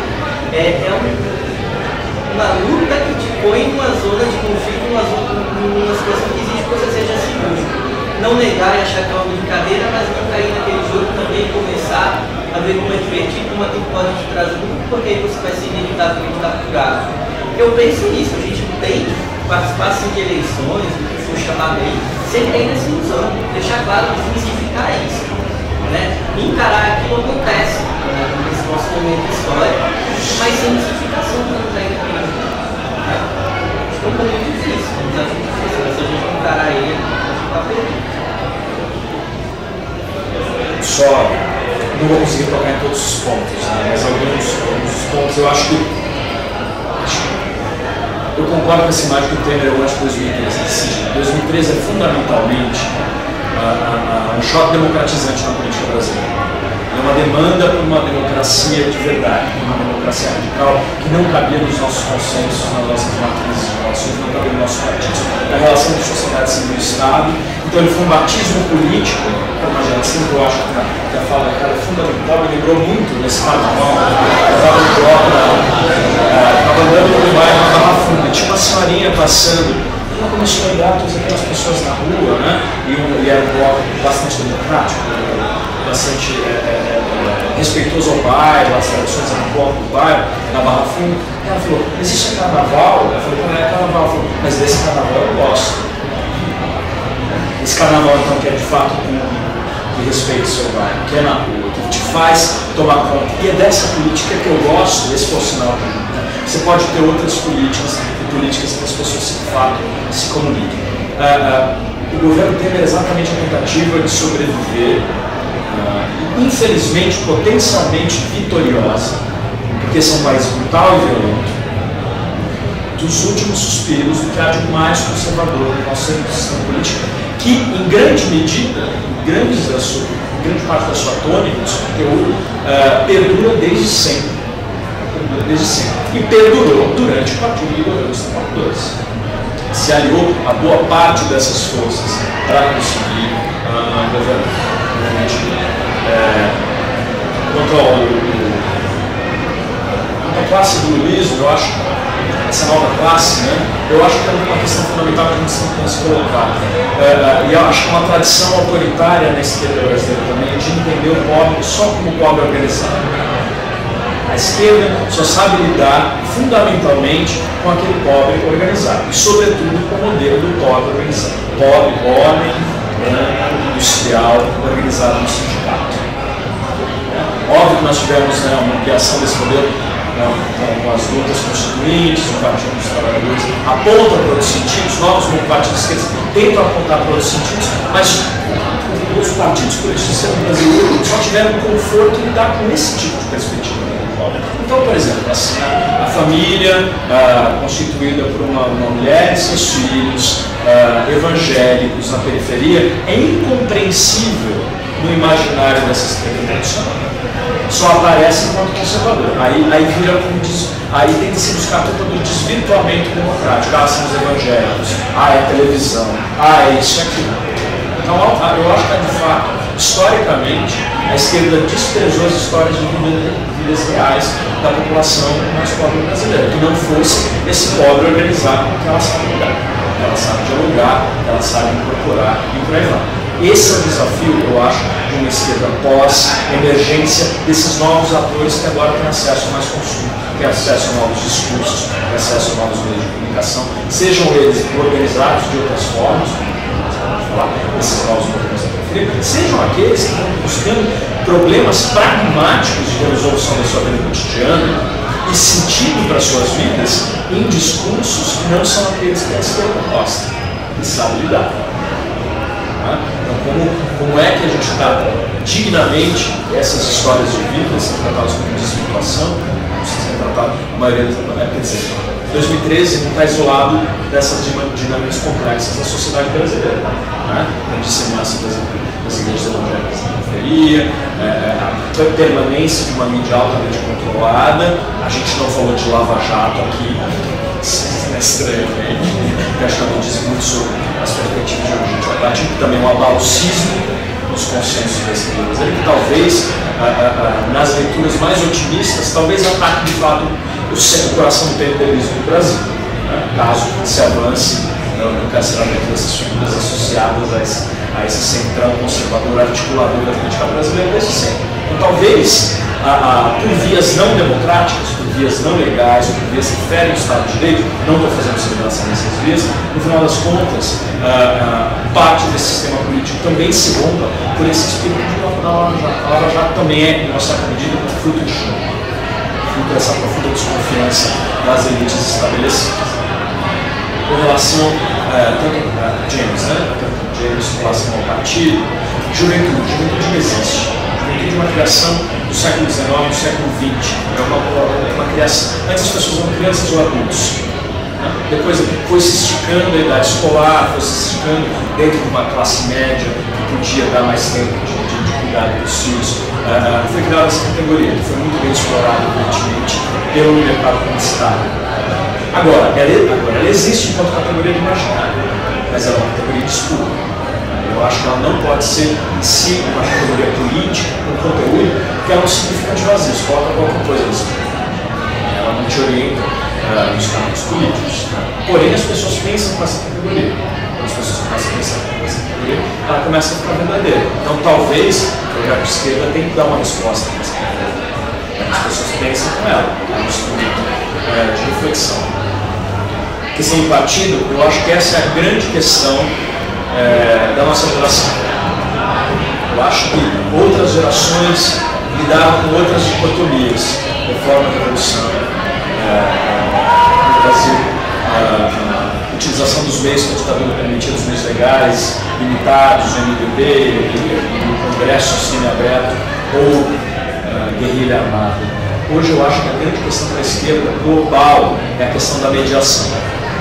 O problema da mediação. E ele vai ter que ser uma resposta plural, vai ter que ser as mediações.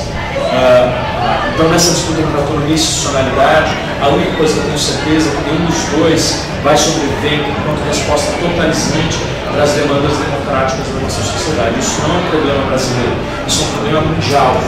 A Espanha também apresentou esse momento de choque democrático a partir de 2011 para a tomada das praças, com a desconfiança profunda do Partido Socialista Espanhol como questão e centro articulador da esquerda, começou a tentar responder essa pergunta desde então. O modelo que eles foram buscar, pelo menos parte da esquerda espanhola, foi buscar o modelo dos regimes populistas latino-americanos. Eles estão usando a palavra populismo sem preconceito, sendo chaves e principalmente morais. Então, qual é a capacidade que existe de formação de coalizões anti-hegemônicas que incorporem as bases sociais da população, no caso indígenas, camponeses, da Bolívia, por exemplo, mas também incorpora feministas, trabalhadores urbanos, uma agenda democratizante profunda.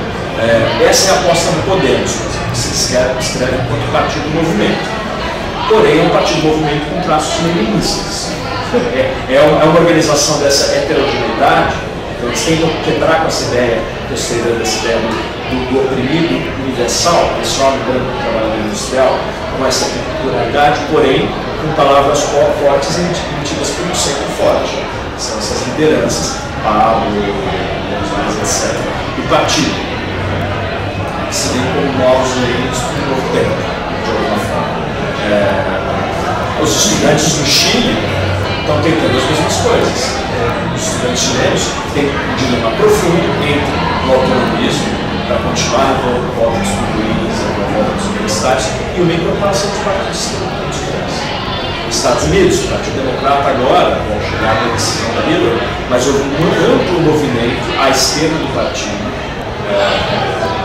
bastante peculiar nesse história do Partido Democrata, que aponta para a obsolescência do Partido Democrata enquanto esse partido de centro. Isso no contexto norte-americano. O Brasil certamente vai para uma desequilíbrio do centro. Então, apontando para outras necessidades. O que vai sair dessa coalizão trás dos sistemas. Enfim, há outros compostos nacionais que isso se coloca. Esse é um jeito muito professoral de dizer o que é a resposta. Então você está lá, essa é uma questão que nós vamos ter que trabalhar nos próximos anos, mas é também um convite democrático. A gente vai ter que, de alguma forma, lidar com essas questões nos próximos anos e não vai ser em nenhuma sala específica que isso vai ser resolvido. E é o que eu acho que é muito bom. De uma vez por todas, a gente não tem mais a ilusão, espero que não tenha, talvez a parte da esquerda ainda tem, porque a gente está nesse momento, como o Gramsci dizia, em que o antigo ainda não morreu, mas o novo ainda não nasceu. Esses são os momentos também dos oportunistas políticos, populistas, autoritários e todos os tipos. Mas é um momento também de um potencial de pensar a solução desses dilemas a partir de estratégias decisionais, comunicativas, organizativas, mais democráticas, mais horizontais, menos centralizadas. Com isso a gente tem que lidar, ao mesmo tempo, com esse retrocesso conservador, a gente não tem tempo de ficar fazendo assembleia até a gente chegar na forma a partir do movimento real.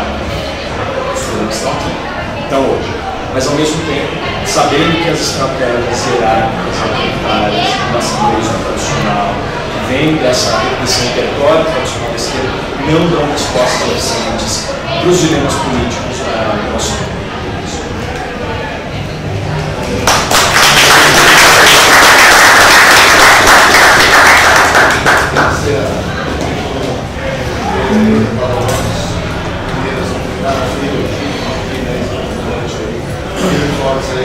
Existindo as tentações aqui. Samba lá!